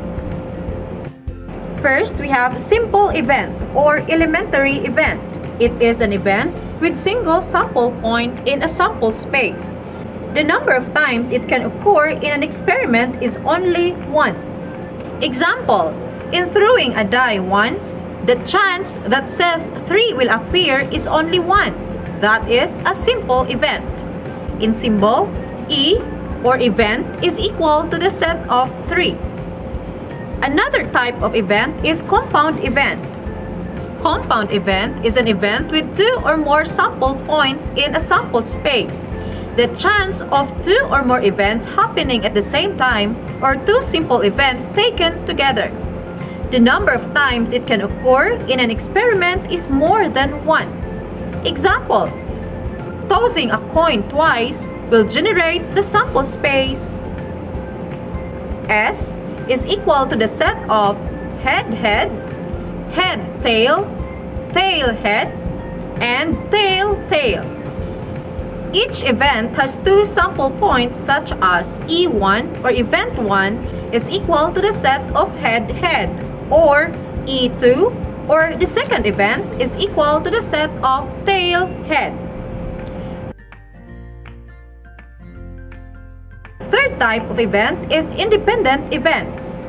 These are events in which the occurrence of the first event doesn't affect the occurrence of the second event. Example of independent event is throwing a die and tossing a coin at the same time, since the outcome in rolling a die can affect the outcome in flipping the coin or vice versa. Next type of event is dependent events. These are events in which the occurrence of the first event affect the occurrence of the second event, or when events depend on each other. For example, throwing 2 marbles from a box without replacement. The next type of event is certain event. Certain event is an event that will surely come out in an experiment. Example, targeting a number less than 9 is a spinner equally divided into 8 parts and labeled from 1 to 8. Next is impossible event. Impossible event is an event which has no chance of occurring. Example, the event of getting a number greater than 6 when throwing a die. Next event is complementary events. A and B are complementary events when A occurs if and only if B doesn't, or B occurs if and only if A doesn't. Note that A and B must be inclusive events. When we say inclusive events, These are events that when combined form the totality of the sample space. Example, if given that the event is weekdays, then its complement is weekend days. Next type is mutually exclusive events. These are events that cannot happen at the same time or disjoint events. Example, the events of turning left and turning right can't happen at the same time.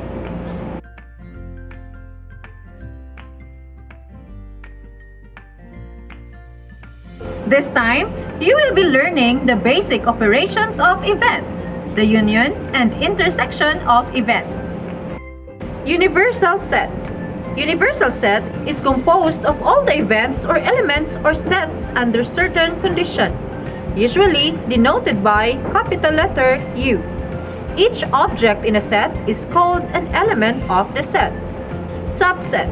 Subset is a particular set of elements within a universal set having the same characteristics or within certain condition.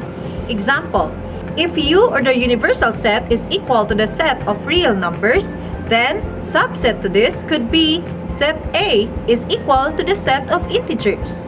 Also, it is safe to say that if we have another set, say set B is equal to the set of positive integers, then B is a subset of not just U but also in A.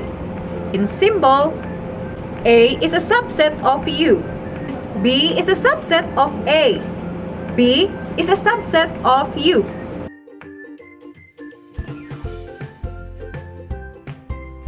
Next is Venn diagram. Venn diagram is a diagram which shows all the sets or finite sets with related characteristics or elements. It is named after a British logician, John Venn. Now how about the intersection of events? Intersection of events. These are elements that common to all events. In symbol, for instance, the two events are A and B. Now, this Venn diagram shows the intersection of events A and B. In symbol, A intersection B. Note, there are cases in which the intersection of two or more events is empty or an empty set. In symbol, for instance, the two events are A and B. This Venn diagram shows that A intersection B is equal to an empty set.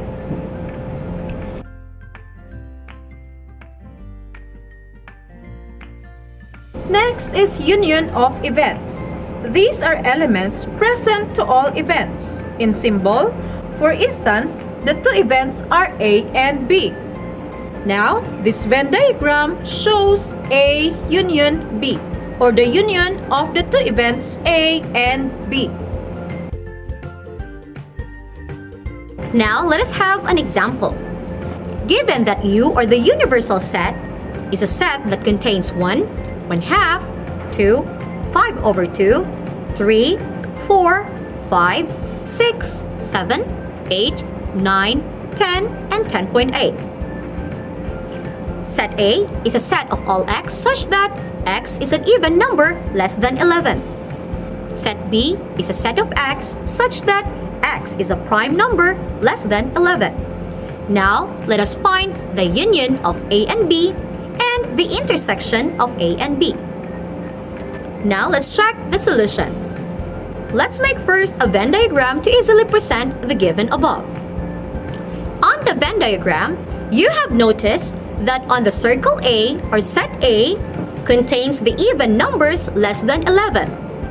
We have 2, 4, 8, 6, and 10. On the circle B or set B, it contains the prime numbers less than 11.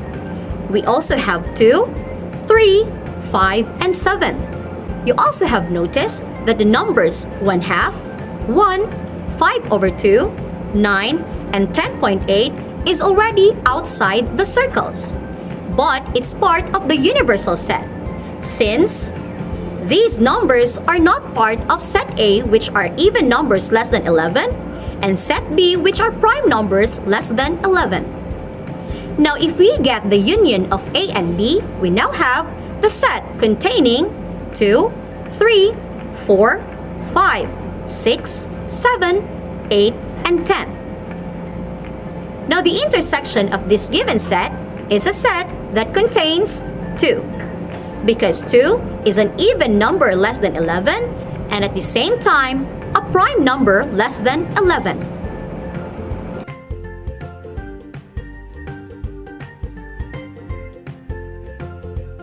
Complicated? No! Now, since you already learned events, union and intersection of events, then it's time to get your activity sheet in this lesson and answer the given activities. Let us read the directions. Activity A. Modify true or false. Write COVID-19 go away if the statement is true, and if otherwise, change the underlined words to make the statement correct. Write your answer in the space provided.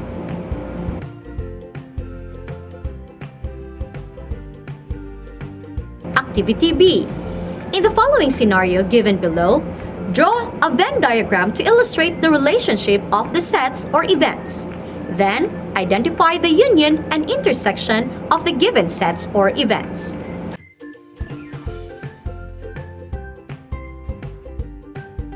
Now, just take your time in answering the activities. If you have questions or clarifications, you may contact the number of your teacher printed below your activity sheet. To end, always remember that learning is a treasure that will follow its owner everywhere. So, education must continue. Good luck and God bless everyone!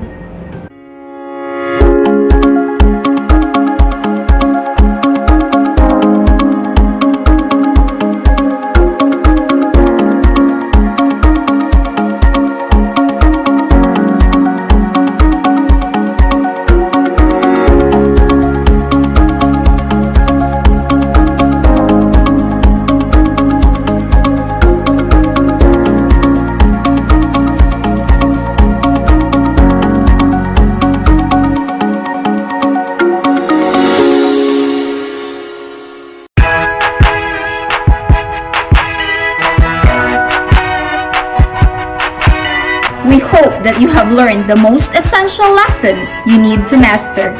See you on our next episodes. This has been We share. Ang Tangkub.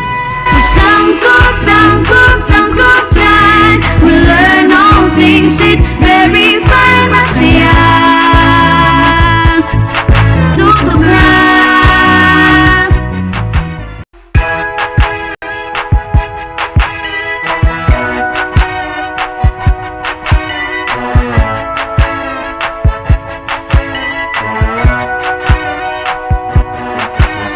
Tayo. Tayo na. Buksan ang mga radyo, lina at matuto sa mga aral sa mundo. Tayo. Tayo na. Tumutok na sa TV, mag-aral ng maigi to get the lessons easily. It's tangkop time. We learn all things, it's very fine, masaya. Tutok na. It's tangkop time. We learn all things, it's very fine, masaya. Tutok na.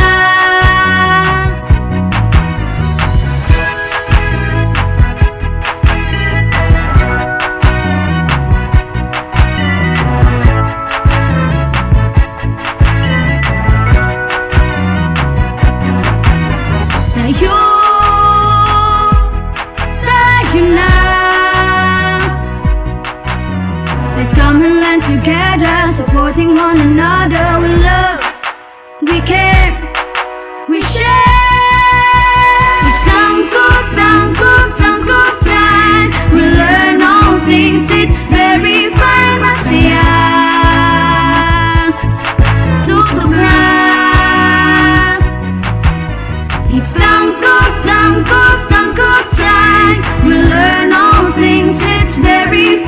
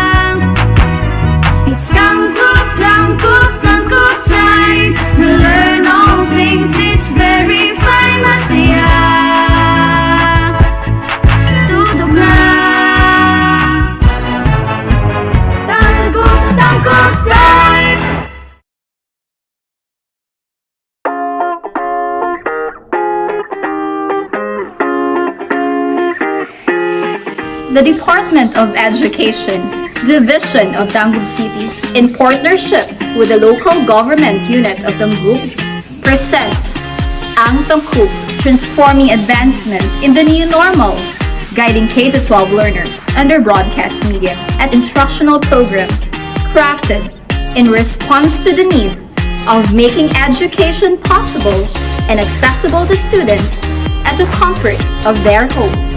It covers the most essential competencies, thematically layered in drama plays which were originally written, directed, and performed by teachers to see to it that education is securely provided. This is Ang Tangkup.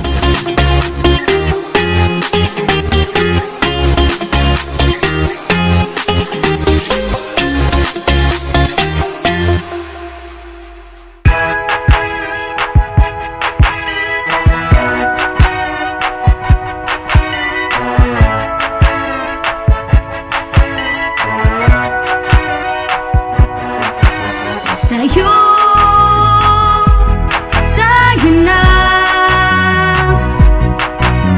Buksan ang mga radyo, lina at matuto sa mga aral sa mundo. Tayo, tayo na. Tumutok na sa TV, mag-aral ng maigi to get the lessons easily. It's tangkup, tangkup, tangkup time. We learn all things, it's very fine, masaya. Tutok na. It's tangkup, tangkup, tangkup time. We learn all things, it's very fine, masaya. Tutok na.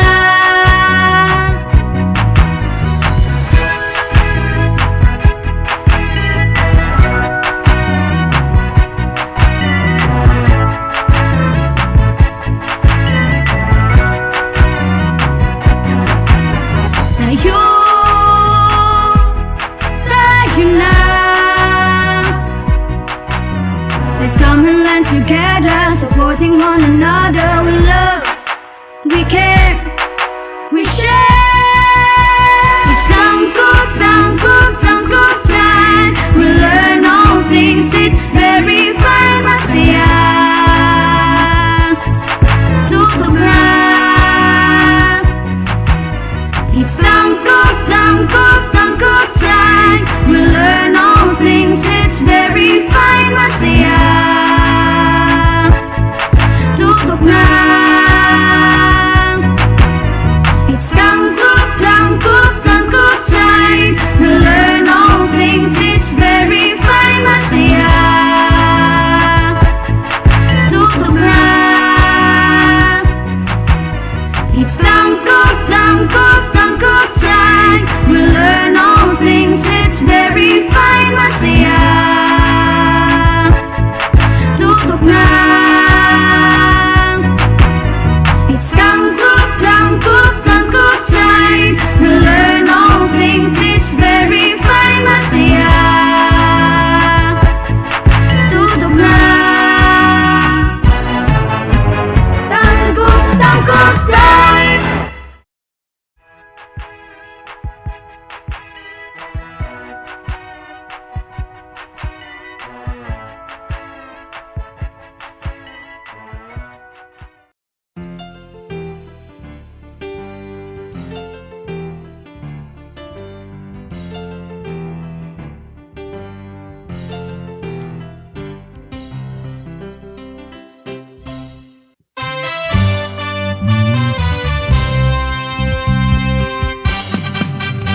Dali na mag-science na kita, mag-observe o mag-discover ta.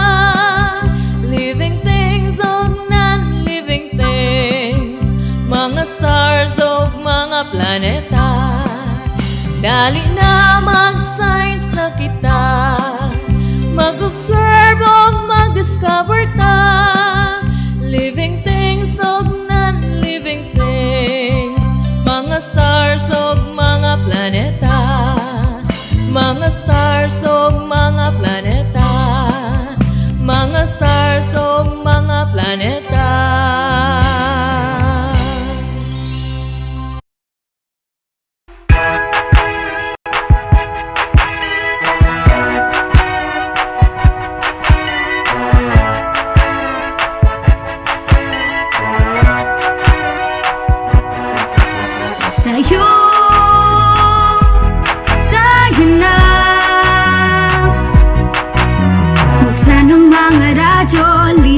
matuto sa mga aral sa mundo. Tayo na. Tumutok na sa TV, mag-aral ng maigi to get the lessons easily. It's tangkop, tangkop, tangkop time. We learn all things, it's very fine, masaya. Tutok na. It's tangkop, tangkop, tangkop time. We learn all things, it's very fine, masaya. Tutok na.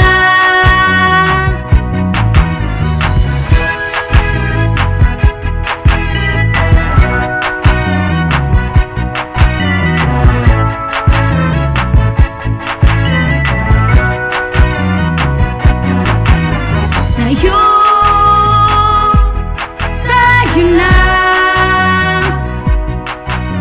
Let's come and learn together, supporting one another. We love, we care, we share. It's tangkop, tangkop, tangkop time. We learn all things, it's very fine, masaya. Tutok na.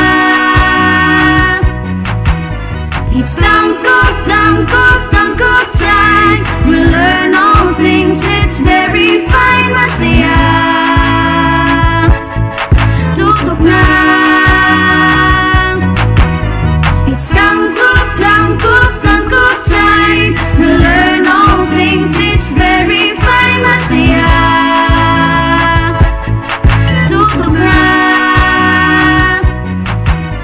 It's tangkop, tangkop, tangkop time. We learn all things, it's very fine, masaya. Tutok na. It's tangkop, tangkop, tangkop time. We learn all things, it's very fine, masaya. Tutok na. Tangkop, tangkop time.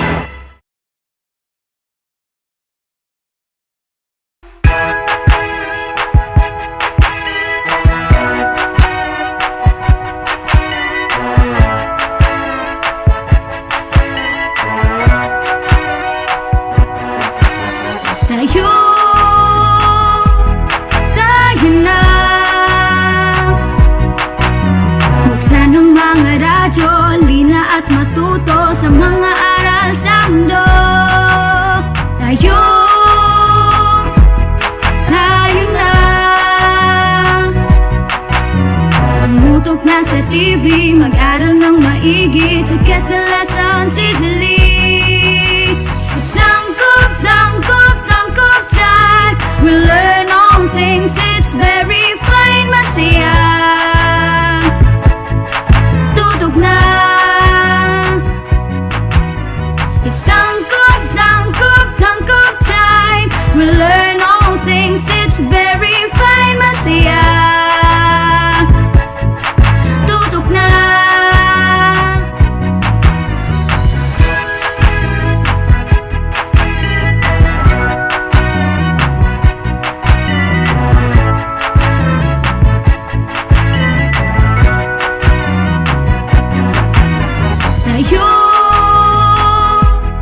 Tayo na.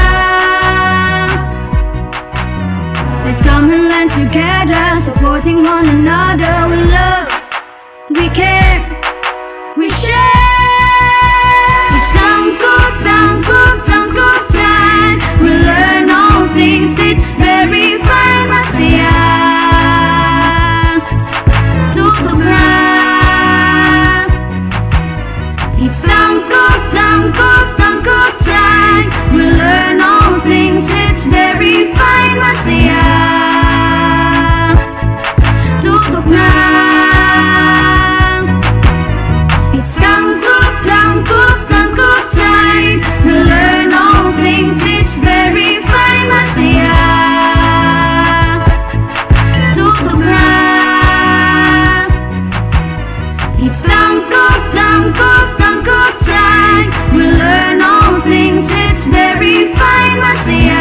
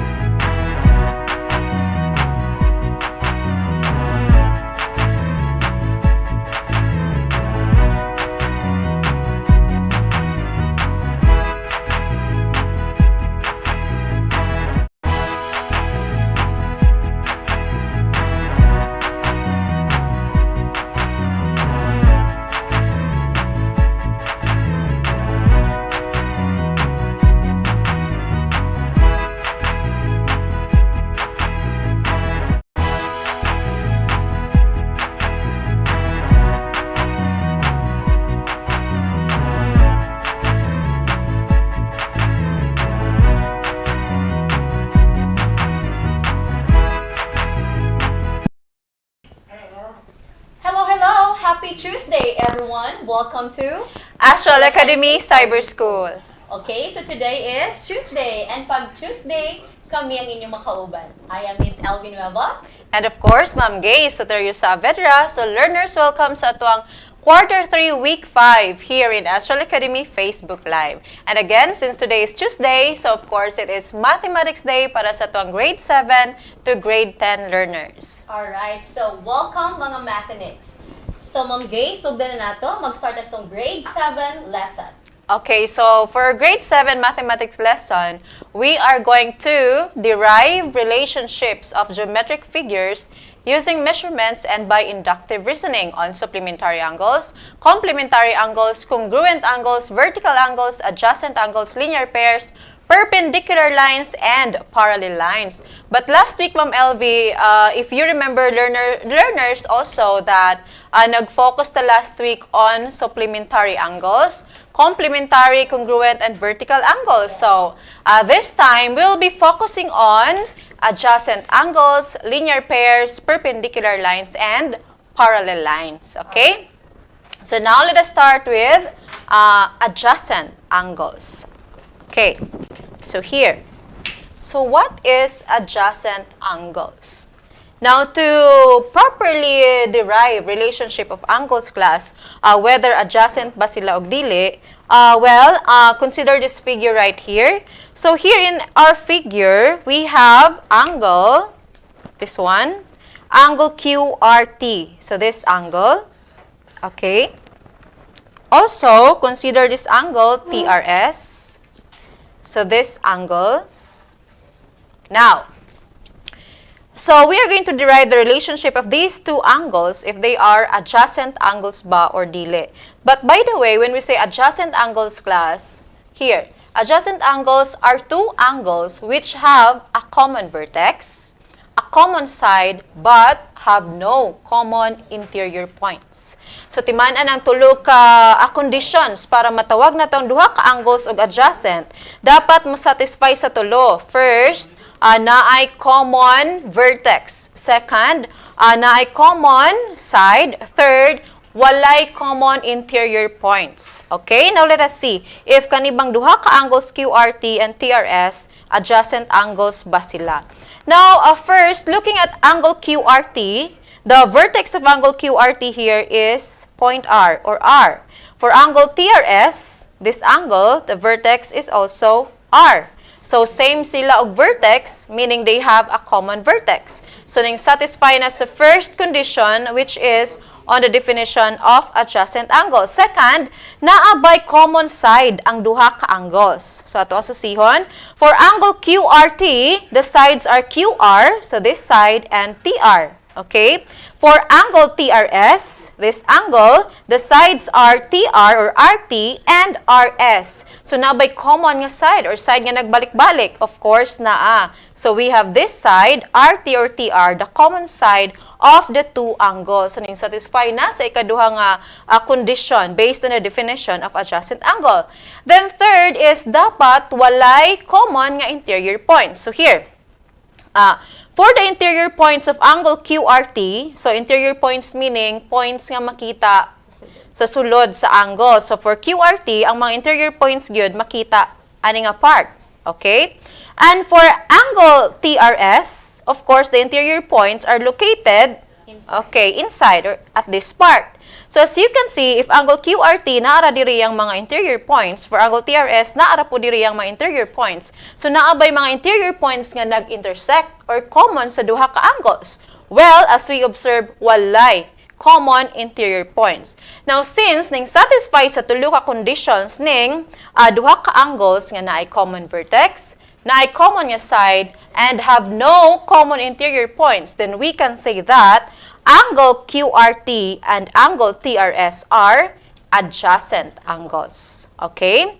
Now, class, how about this example para masabtan gyud si adjacent angles? Okay, here. So, same figure, but different pair of angles. Okay? So, this is point QRTS. So, this is point Q.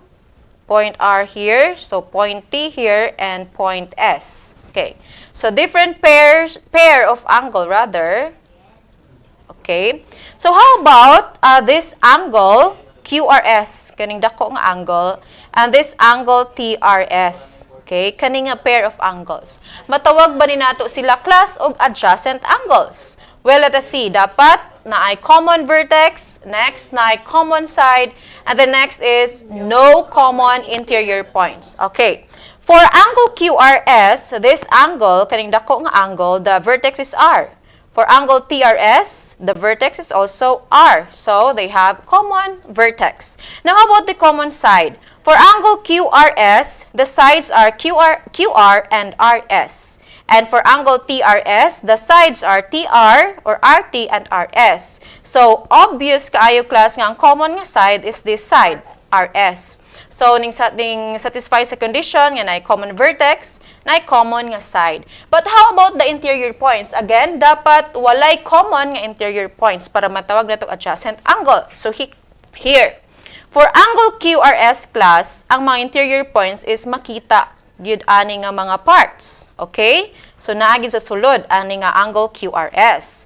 Now, for angle TRS, so makita pod ani pod nga part. Okay? So, bale, na-cover sa angle TRS na ay part nga naapod sa angle QRS. So, obvious kaayo class nga naa sila or the interior points intersect. Okay? Or naa sila common interior points. So, therefore, wala ning satisfy sa tulo ka conditions, bisag naalay isa nga wala ning satisfy. So, we cannot say here that si angle QRS and angle TRS are adjacent. So, dili ginato sila matawag og adjacent angles. Kay naay isa sa definition nga wala ning satisfy. Okay? So, I hope na sabtan si adjacent angles. Again, tulo ka condition, we have common vertex, common side, and no common interior points. Now, let us proceed to the next one. So, we are done with adjacent angles. Okay? So, next on the list is this one. We have linear pair. Okay, so please follow. So, for linear pair class, consider this figure. So, we have here angle XYW. So, this angle. And also, we have here angle ZYW. Okay? Now, we are going to derive the relationship of these two angles if nag-form ba sila og linear pair. By the way, when we say linear pair, Ma'am LV, what is linear pair? When we say linear pair, it is a pair of adjacent angles whose uncommon sides are opposite rays. If two angles form a linear pair, then they are supplementary. Okay. So, if si adjacent angles tulo atong timan-an, for linear pair, duha atong timan-an. First, dapat adjacent angles ang duha ka angles. Next, dapat ang uncommon sides are opposite rays that lie on the same line. Okay, here. Now, let us examine. So, see, for angle XYW and angle WYZ, dapat adjacent angle sila, no? So, as you can see, same sila vertex, which is Y. And then, naapod sila common nga side, which is WY. And for their interior points, naaraman diri ang interior points ni angle XYW. And for angle ZYW, naara po diri ang mga interior points. So, wala gid sila common interior points. Therefore, si angle XYW, this angle, and this angle are adjacent. So, the first condition nga dapat adjacent angle para mo form sila linear pair is ni-satisfy na. But dapat, ang second condition class, nga opposite sides are opposite, or the uncommon sides rather, are opposite rays. So, ito ang susihon sa ito ang figure. So, here, if si side WY, ang common nga side rather, sa duha ka angles, then the uncommon sides here are this side, YZ, and this side, YX. So, mao ni ang duha ka-uncommon nga side sa duha ka angles. Okay? Now, looking at the two uncommon sides, di ba nag-form sila, di ba they are opposite rays. Okay? For side YZ or ray YZ, the direction is going to the right, while YX extends to the left. So, opposite rays gid sila. And they lie on the same line, which is line XZ. Okay? So if that's the case, nga ang duha ka adjacent angles na to, ang uncommon side sa duha ka adjacent angles na to class are opposite rays, then we can say na dayon that these two angles form a linear pair. So again, XYW and ZYW are linear pair or form a linear pair. Okay? So, dapat masatisfy gid sa duha ka conditions. So, for a simple definition ng linear pair class, basta maglibog mo sa uncommon nga sides, balantaw na ninyo uncommon nga sides, good og ning purma bag straight line, Ma'am LV, no? Ma'am, na sayon kaayo nga itudlo sa tong mga bata, kay maglibog sila opposite rays. So, lantaw ninyo ang kuan class, uncommon nga sides, og ning form ba og line. Then, you can say that the adjacent angles form a linear pair. Okay? So, this is all about a linear pair. So, I hope na sabtan si linear pair. And in addition, Ma'am LV, before ta malimot, if two angles form a linear pair, then they are supplementary. Meaning, the sum of their measures, 180 yes, degrees. is 180 degrees. Now, here, if angle WYZ class measures 140 degrees, okay, so what do you think is the measure of angle WYX? It is 40 degrees. Since linear pair is supplementary man, then ang sum sa measures nila 180. So 140 man nga angle, so ang isa is 40. Okay? So I hope na sabtan sa linear pair again. Next on the list is we have perpendicular lines. Okay?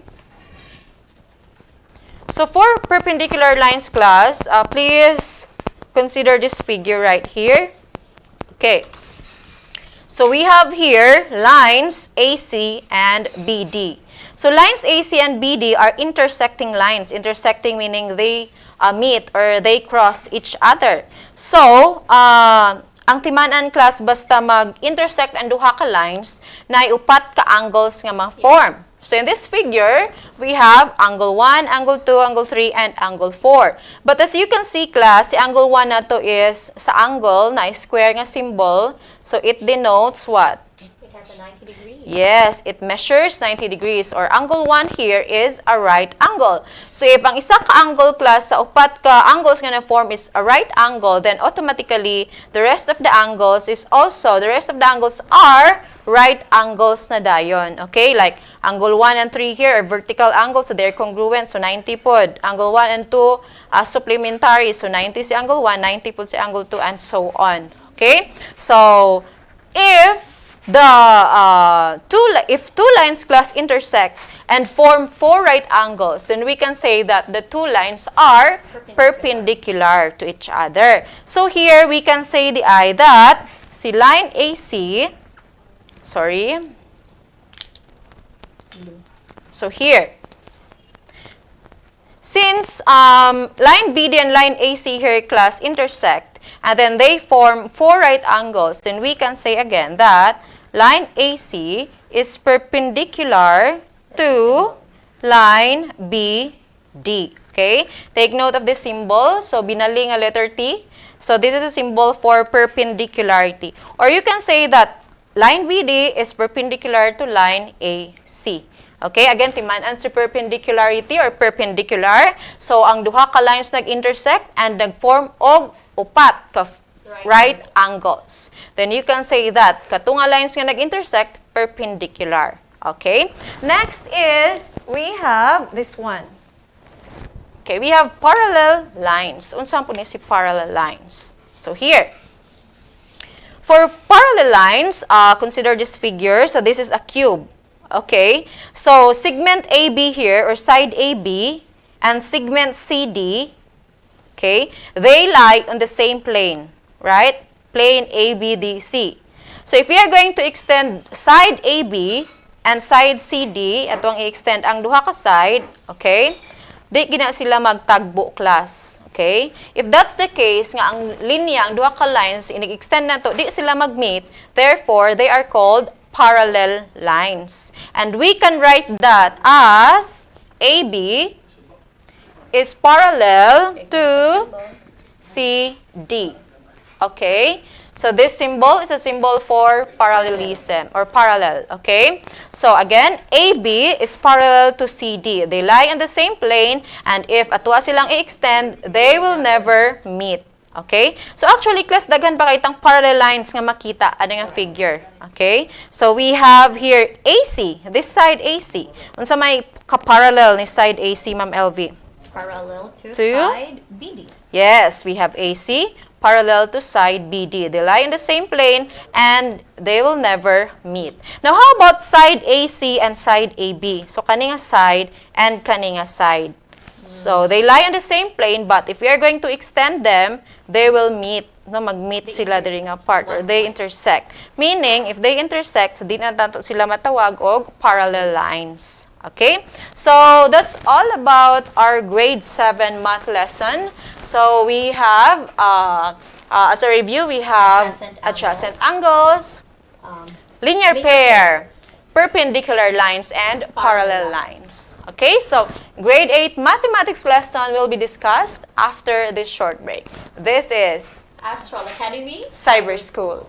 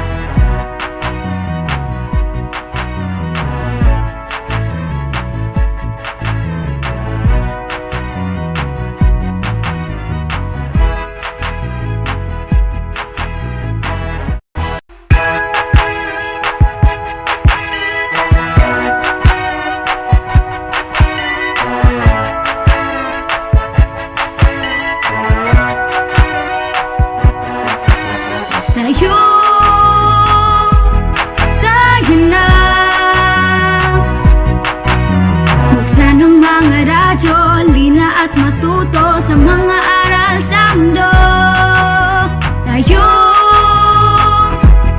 Tayo na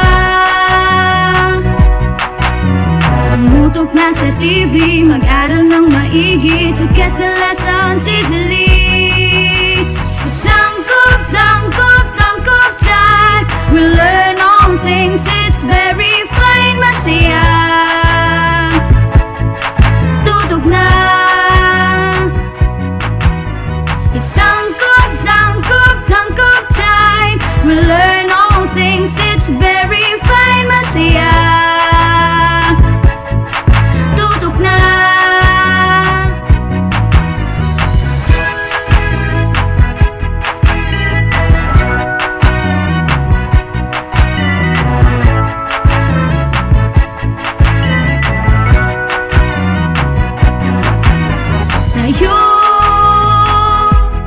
Tayo na.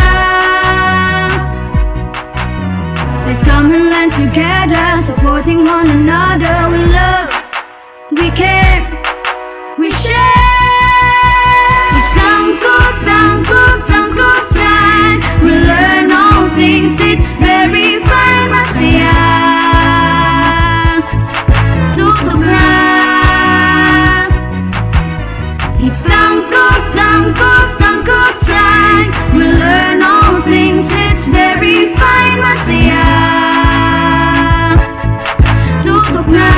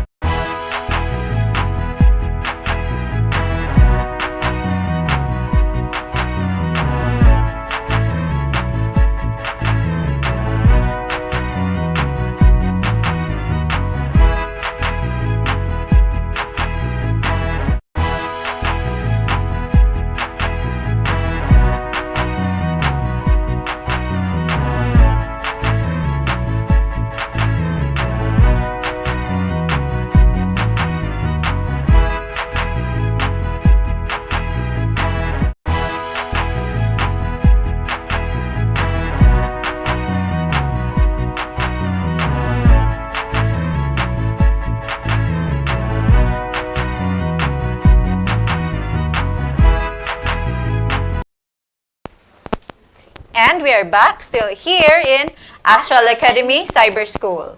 Alright, so humanata sa itong grade 7 topic, Ma'am Gay, no? Now this time, let us have our grade 8 lesson. So our grade 8 competency for this week is applies triangle congruence to construct perpendicular lines and angle bisectors. Well, actually, Ma'am Gay, this is a 2-week competency. So for this week, we'll just focus on applying triangle congruence to construct perpendicular lines. Alright? So, let us define first on perpendicular. Okay, so actually, gi-define na ni mo ni kaganina, Ma'am Gay, no? When we say perpendicular lines, these are two line segments. It could be rays, lines, or any combination of those that meet at a right angle. Okay, so as you can see here, we have here two perpendicular lines. So not all two lines intersect form a right angle. Okay, so we cannot say that all two lines that intersect are perpendicular lines. We can only say that it is perpendicular if the angles formed are right angles. Okay. Now, since we already defined the perpendicular, next is let us define bisector. Alright, so when we say bisector, bisector of an object is a line, ray, or line segment that cuts another object of an angle. Can we have it direct? Happy kay si direct ay, wala na siya kabantay. Okay, so bisector of an object, line, ray, or line segment that cuts another object, an angle or line segment into two equal parts. Okay? So when we say bisector, mo din ni siya, and it could be a ray, or it could be a line or a line segment that divides or cut the angles or the lines or the segment into two equal parts. So in this case, if we're going to consider this figure, these are lines man Ma'am Gay, no, that intersect. So we could say that this part here could be the bisector. Okay? The divide niya ang kini siya nga line into two equal parts. So with the two angles because they are both 90 degrees. So equal gihapon siya. Alright, so why do we define perpendicular and bisector? Because we also have what we call perpendicular bisector, which mo na tong topic this afternoon. So when we say perpendicular bisector, combining the two definitions, when we say perpendicular bisector, it is a line, ray, or line segment that bisect an angle or line segment at a right angle. Okay, so by that case, we have the what we call perpendicular bisector theorem. So, unsa man siya nga theorem? Alright, so perpendicular bisector theorem, if a point states that if a point is on the perpendicular bisector of a segment, then it is equidistant. When we say equidistant, same sila og measurement, same sila og distance, or from the end point of the segment. Okay, so if we're going to illustrate that theorem, so let us have this figure. So again, a perpendicular bisector theorem, if a point on the perpendicular bisector of a segment, then it is equidistant, or it has same distance from the end point of the segment. So considering this two line segment here, we have here segment HM and segment WA. So if we're going to look at the figure, segment WA bisect segment HM. Alright, so as you can see, na-divide niya ang two angles into two equal angles. So with the sides, in this means that since WA is our perpendicular bisector, pasabot HA, side HA, is congruent to side AM. So with these two angles, obvious naman kaayo Ma'am Gay, no? Kay na naman tay square ani, and if we see a square, pasabot the two angles are right angles. Say both sila na sila measurement nga 90 degrees. Now, if we're going to connect the points W and H, is connect na to Ma'am Gay. Di ba ni straight si Ma'am? Okay, so we can have here side WH. And points W and M, if we're going to connect, okay, so nanapod tayo side WM. So what have you observed with the figure?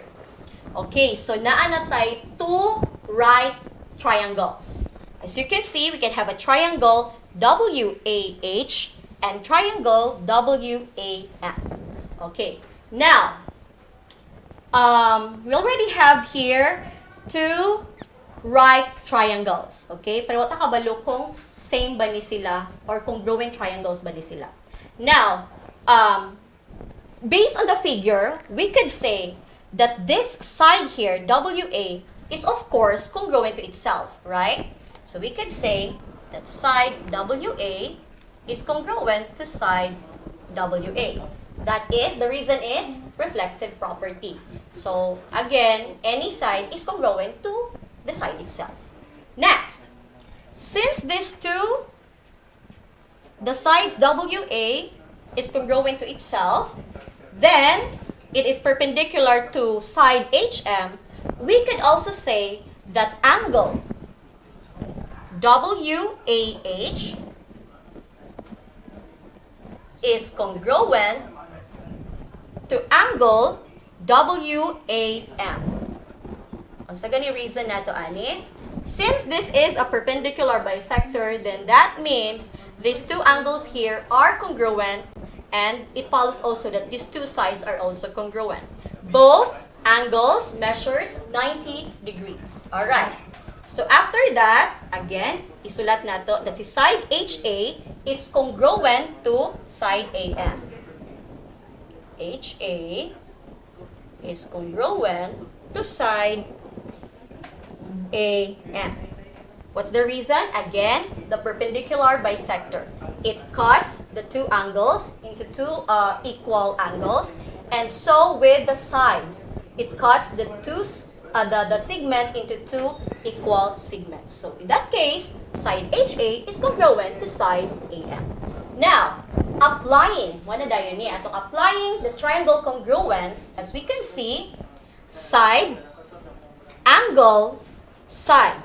If you can still remember the triangle congruence postulate, the side, angle, side congruence postulate, it states that if the two sides and its included angle of one triangle is congruent to its corresponding two sides and its included angle of the second triangle, then the two triangles here are congruent. Again, unsa nga postulate na itong gigamit? Side, angle, side congruence postulate. Okay? So in that case, we could conclude that these two triangles, triangle WAH is congruent to triangle WAM. Itong isulat, triangle WAH is congruent to triangle WAM. Okay? Next, since the two triangles are congruent, then we could say, or we could also say, that this side here, side WH and side WM, are also congruent. What would be our reason? The reason would be, unsa ka nga triangle, unsa ka nga postulate atong magamit? Or reason? Well, since these two triangles are congruent, then all the corresponding parts are also congruent. Again, mo na siya gitawag na to CPTC. Corresponding parts CP, CTC. Corresponding parts of congruent triangles are also congruent. So therefore, we could say that side HW is congruent to side WM. Okay? So that's it. That is the application of the triangle congruence postulate for perpendicular lines. Okay. Now, since we already applied the triangle congruence postulate and in perpendicular lines, then let us have examples. Okay, so let us have here example number 1. Okay, so we have here perpendicular lines cut by a perpendicular bisector. We have here two right triangles formed. We have the triangle AXY and triangle XYB. Okay. Now, given that XA kini is congruent to XB. Okay, so we already proved that the corresponding parts of the congruent triangles are congruent.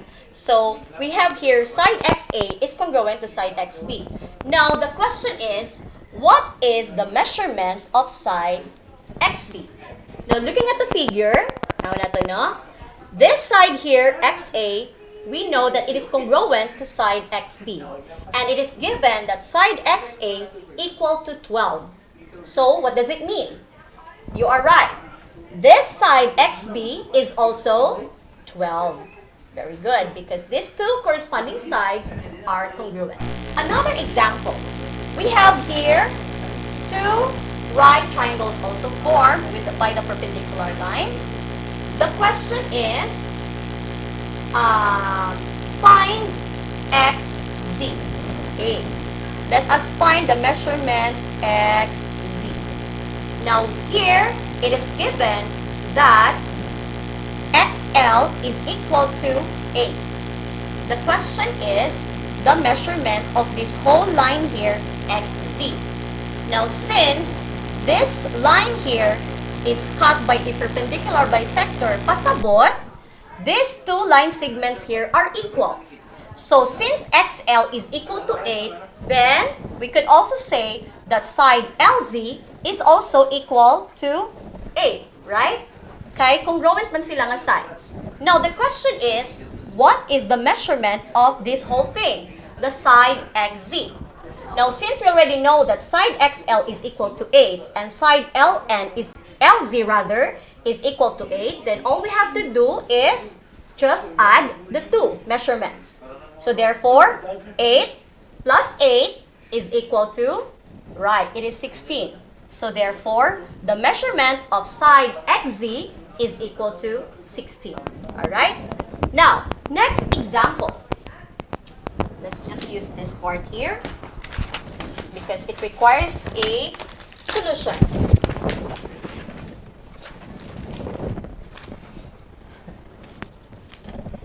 Let's just erase this first. Alright, so the question here is find the measurement of side SP. Okay, here we have a triangle STP. Cut by a perpendicular bisector, we now have two right triangles, the triangle SET and triangle SEP. Given also that side ST is equal to 2x plus 16. Side SP is also equal to 4x plus 4. The question is, we have to find side SP.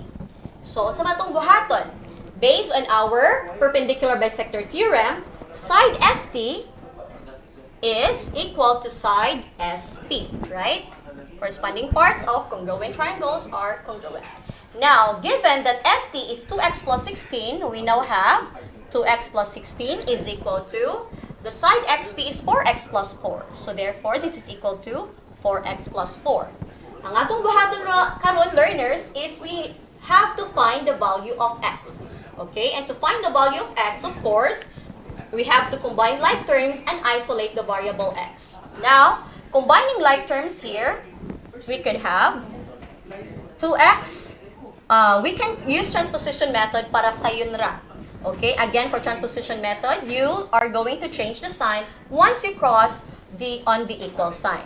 So, for x, transposing this to the left, since we are used that the variable is on the left, si 4x na lang atong i-transpose. So, we now have 2x minus 4x is equal to 4. The positive 16, transposing it to the right side so that we could combine it with the like terms. So, this will now become 4 minus 16. Okay. Now, 2x minus 4x, applying the addition or subtraction of integers, we can have negative 2x. And 4 minus 16 is equal to negative 12. Okay. Now, to find the value of x, therefore, we're going to divide both sides of the equation by negative 2 to find the value of x. Ma-isolate si x. So, we now have x is equal to negative 12 divided by negative 2, that is positive 6. So, therefore, x is equal to 6. But the question is, what is the value of side SP? So, since side SP is represented by 4x plus 4, all we have to do is substitute the value x here its value is 6, so therefore we now have 4. Just substitute it, 4 times 6 plus 4. So we now have 4 times 6, that is 24. 24 plus 4, that is equal to 28. So it is understood that side SP here is equal to 28. Alright? So what about side ST? So di na kailangan mag-solve. We already know that the two sides are congruent. So therefore, the side ST is also equal to 28. Or you can check. You can substitute the value x here by 6 and you would get 28. Alright? So that's it about our grade 8 topic. So, grade 9 lessons will be discussed after a short break. This is Astral Academy Cyber School.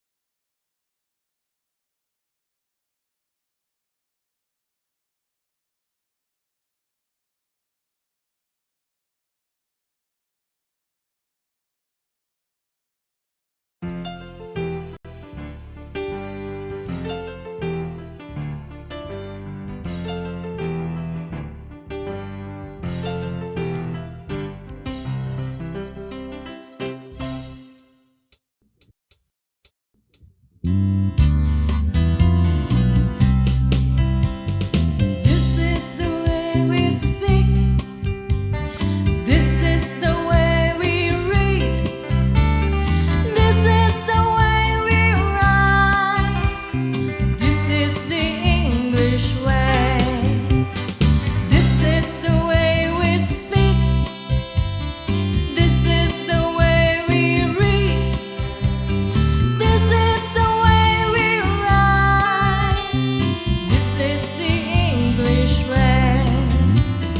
Come and learn to speak and write of the language of the world. Learn to understand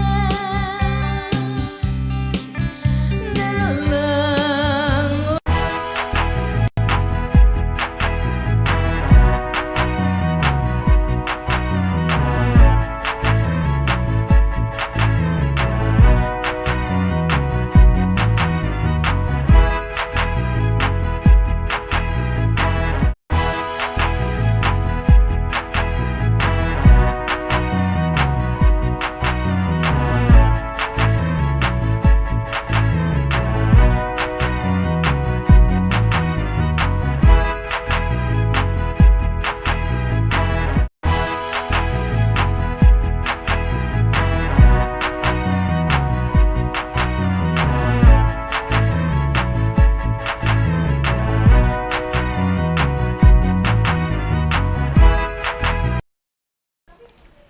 And we are back, still here in Astral Academy Cyber School. Alright, so before to mag-proceed sa itong grade 9 topic, Ma'am Gay, Okay, so di kalimtan ang ato ang second attendance marker. si Direk, ma-shock po na So Direk. take note sa ato ang attendance marker. So let At us the top of your screen. Sa top Okay. niya, guys. So I guess pwede na maka-proceed sa ato ang lesson. Grade 9, go. Yes, for grade 9 mathematics, this is our lesson. It is all about proving theorems on trapezoids and kites. Atong favorite nga topic, Ma'am Elvin. Okay, the proving. Proving. All right. So for theorems on trapezoids class, actually naay upat ka theorems ang need gyud i-prove. And for theorems on kite, duha ka theorems ang need nga i-prove. So, before ta magpadayon sa pag-prove sa theorems on trapezoids and kites, let us first tackle the some important terms related to trapezoid, okay? So here, when we say trapezoid class, it is a convex quadrilateral with exactly one pair of parallel sides. So here, this is an example, or this figure is an example of a trapezoid. So as you can see, isa ra ka pair ang sides nga parallel. We have this side class, and this side, a pair of parallel sides. When we say parallel sides, these are sides na if we are going to extend, dili gina sila mag-meet or mag-tagbo, okay? So again, this side and this side are a pair of parallel sides. And in addition, the bases of a trapezoids are the two parallel sides. So if kaning duha ka side ang ato ang pair of parallel sides, then these sides are called the bases of the trapezoid. So this is the base, and this is also is the base. Now how about the non-parallel sides of the trapezoid? So since kaning duha ka pair or kaning isa ka pair, or these sides ang non-parallel sides, when we say non-parallel, if we are going to extend these sides, mga good class, they will meet, okay? So meaning they non-parallel ang tawag nila. And non-parallel sides of a trapezoid are called the legs of the trapezoid. So this side is a leg, and this side also is the leg of a trapezoid. Now, how about if the legs are congruent? So unsa kay tawag ana nga trapezoid? Well, if the two legs are congruent, or ang duha ka legs pareha og measure, then the trapezoid is called an isosceles trapezoid. Again, isosceles trapezoid ang tawag sa trapezoid pag ang leg same og measure, or the legs are congruent. Now, how about the median of a trapezoid? Unsa may si median? Okay, median of a trapezoid class, meaning if we are going to connect the two midpoints of the legs, we can get, or we can have a segment, and this segment is the median of the trapezoid. Now, let us start proving the first theorem on trapezoid, class. We have theorem 6. So, theorem 6 on trapezoid states that the median of a trapezoid is parallel to each base, and its length is 1/2 the sum of the lengths of the bases. Now, to prove this theorem, so we have here the given. So, given is trapezoid MINS. So, this trapezoid right here with median TR. So, kaning TR, given na class nga median siya ni trapezoid MINS. Now, we are going to prove that si TR, si median TR is parallel sa base nga IN, and also si median TR parallel sa isa pod ka base, which is the base MS. Okay? Also, we are going to prove that si TR, the median, ang measure niya is equal to 1/2 the sum of the measures of the two bases.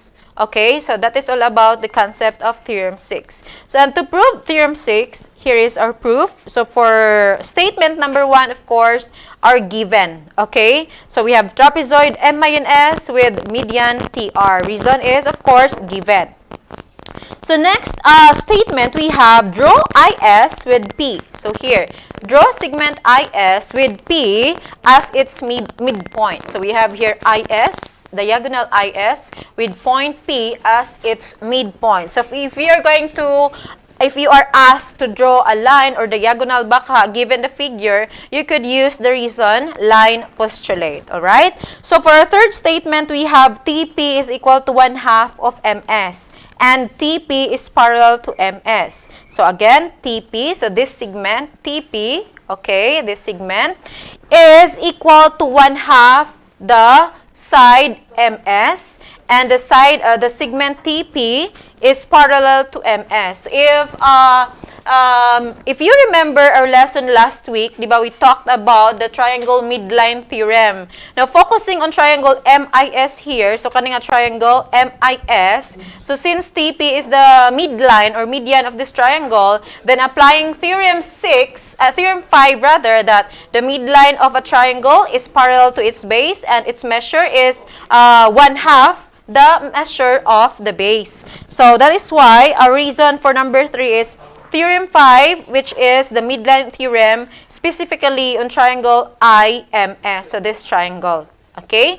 Now, for our fourth statement, we have here PR is equal to 1/2 IN, so this segment, PR is equal to 1/2 the base IN, and PR, the measure of PR is, the segment PR is parallel to segment IN or side IN. So, same concept sa statement number 3. It is all about theorem 5, the triangle midline theorem.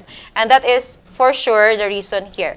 So, for the fifth statement, we have MS is parallel to IN. Here, this side MS is parallel to IN. What do you think is the reason that MS is parallel to IN?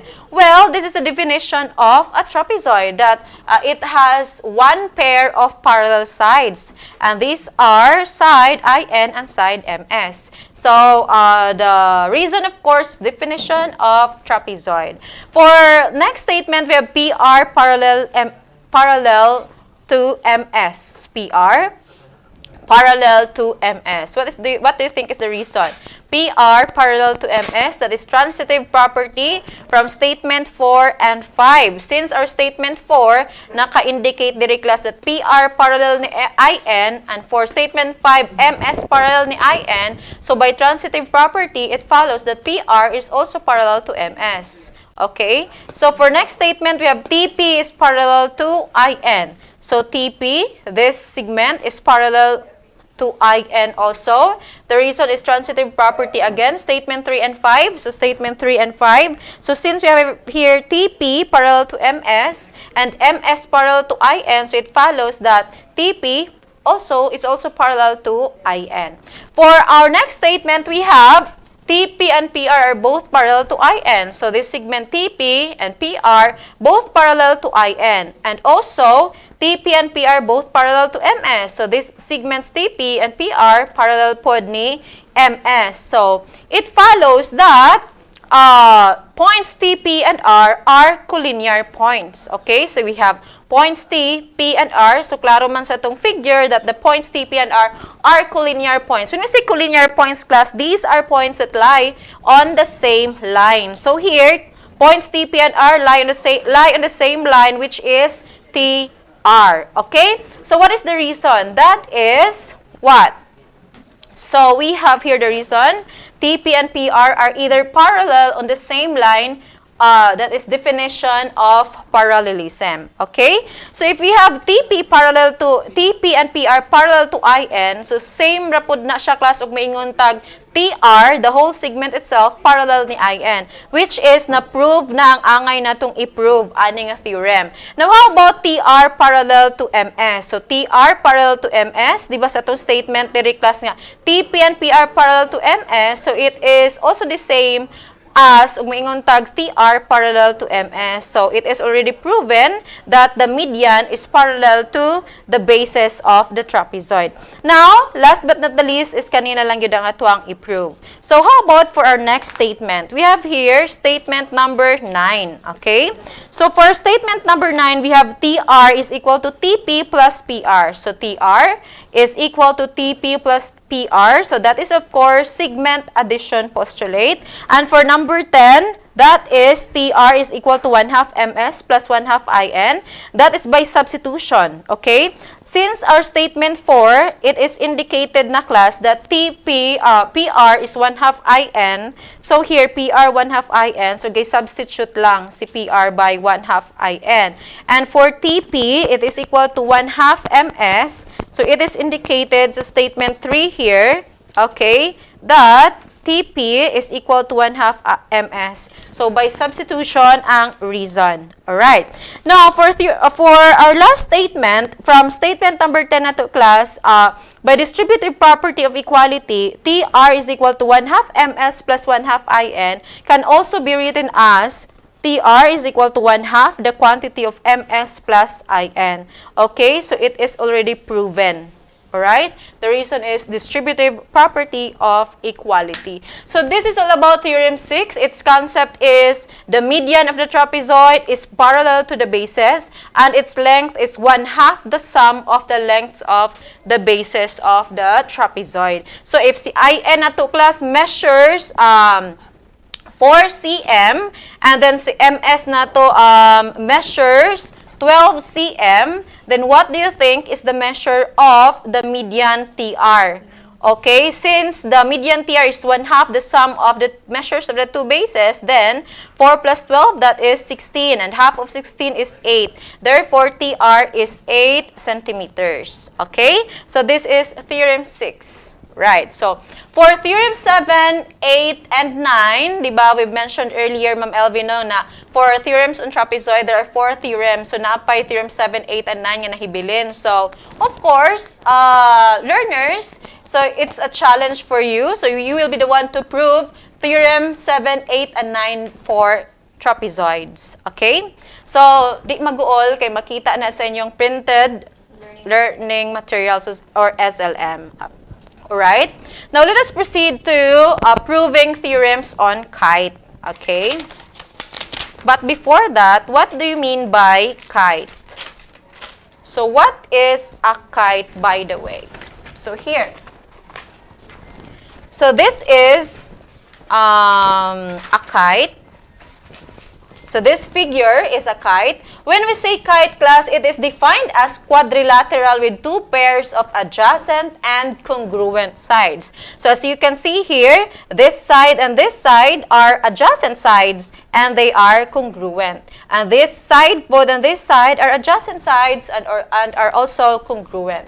So, this is all about the concept of kite. Now, for theorems on kite, we have Theorem 10 and Theorem 11. But, ang atuang i-prove lang karong hapuna is only Theorem 10. So, learners, Theorem 11 is part of your activity. Okay? So, here. So, wait for a while.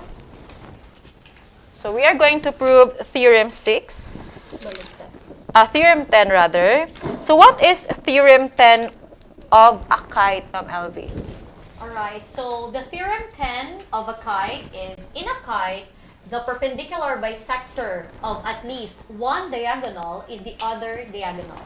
Okay, so here. Now, to prove this theorem on a kite, so we have here a given. So, kite word or kite W-O-R-D, so this figure, with diagonals WR, so this diagonal, and this diagonal OD. So, we are going to prove, class, that WR, this diagonal, is the perpendicular bisector of OD. When we say perpendicular bisector, meaning, class, it is a line, could be a ray or segment that bisect or intersect the other segment at exactly or at its right angle. Okay, now we are going to prove this one. Could be the two segments, pwede po ta moingon nga ang duha ka segments or diagonal are perpendicular. So to prove that, we have here our first statement. We have the given, of course. We have kite word with diagonals WR and OD. So here, kite word, diagonals WR and OD. The reason is given.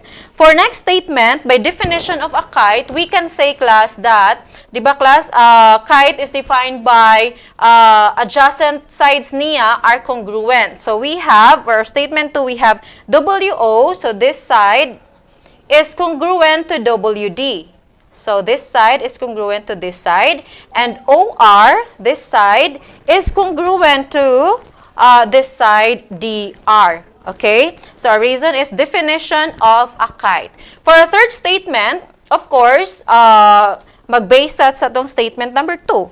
If sa statement number 2 na to congruent ang mga sides, then by definition of congruent segments, we can say that WO is equal to WD. So since they are congruent, meaning their measures are equal. And also, OR is equal to DR. Okay? So from our second and third statements, we can have na dayon a conclusion that the diagonals WR or the diagonal WR is perpendicular to OD. What do you think is the reason? Okay? The reason is this one. If a line contains 2 points, each of which is equidistant from the endpoints of a segment, then the line is the perpendicular bisector of the segment. So sa may buot pasabot ana nga reason? Well, look at this figure. So if you have here WR as our diagonal, it has 2 points, W and point R. So each of these points equidistant sa endpoint sa atuang segment OD. It means that si point W na to, class, point W to point O, same of distance as point W to point D. Mo bitaw nang sa atong statement 2 and 3, WO is congruent or equal to WD. And for point R to point O, same of distance as point R to point D. So that is why we have OR is congruent or equal to DR. So if that is the case, class, nga isa ka diagonal, ang point sa isa ka diagonal, equidistant sa endpoint sa isa ka diagonal, then we can have this one. Diagonals are perpendicular, or ang isa ka diagonal is called a perpendicular bisector of the other diagonal. Okay? So this is all about Theorem 10 on a kite. So again, Theorem 11 is part of your activity. So you will be the one to prove Theorem 11. So I hope nasabtan o gunsan pag-prove sa mga theorems on trapezoids and kites. So Mathematics 10 will be discussed after a short break. This is Astral Academy Cyber School.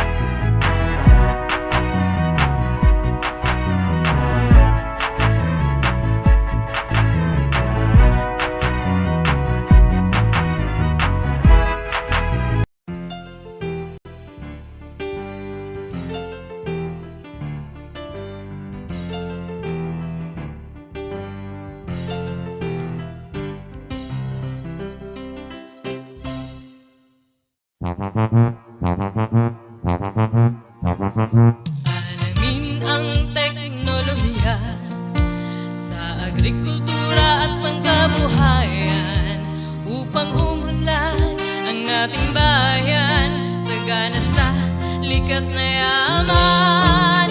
Halika na, mag-ipipina, ipipina, ipipina. Halika na, mag-aral na. Huming ang teknolohiya sa agrikultura at pangkabuhayan upang umunlad ang ating bayan sagana sa likas na yaman. Halika na, mag-ipipina, ipipina, ipipina. Halika na, mag-aral na. Ipipina, ipipina, ipipina, ipipina.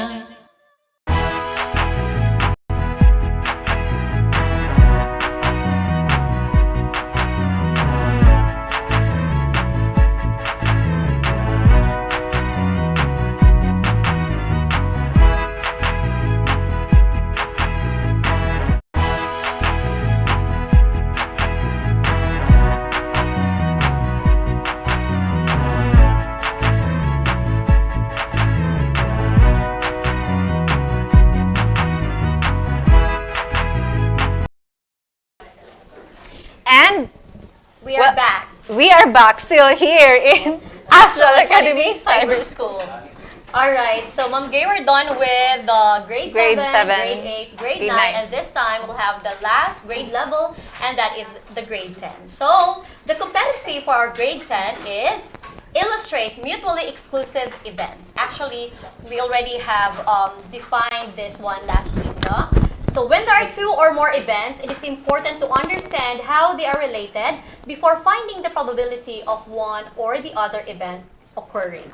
Now, when we say events, it may either be mutually exclusive or not mutually exclusive events. Now, what do we mean by mutually exclusive and not mutually exclusive events? So when we say mutually exclusive events, these are events that cannot occur at the same time. Okay? So, dili siya makita na to at the same time. But, the not mutually exclusive events are the events that they can occur at the same time. So, let us have an example.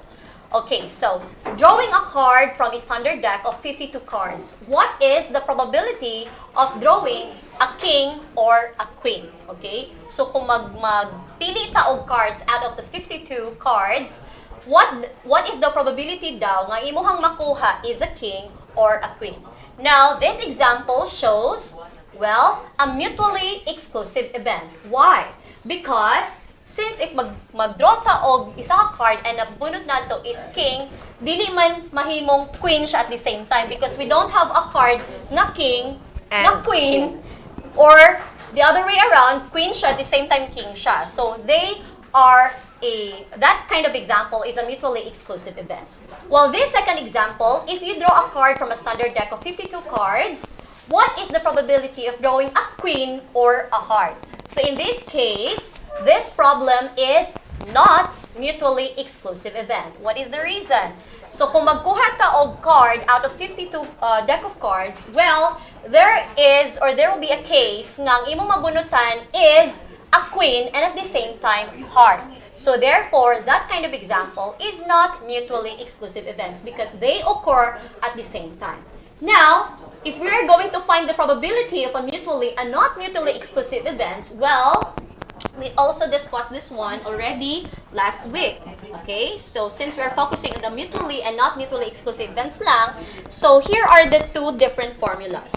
Here, this is the formula that we're going to use if it is not mutually exclusive events, meaning wala silang intersection. Mutually exclusive events, meaning wala silang intersection, they did not occur at the same time. So in that case, the probability of A or B is equal to probability of A plus probability of B. While if it is not mutually exclusive events, meaning na sila intersection, they occur at the same time. So the formula that we're going to use is the probability of A or B is equal to probability of A plus probability of B minus their intersection, probability of the intersection of A and B. Now let us try to answer the two problems that we have earlier. So the first problem there was drawing a card from a standard deck of 52 cards and what is the probability of drawing a king or a queen.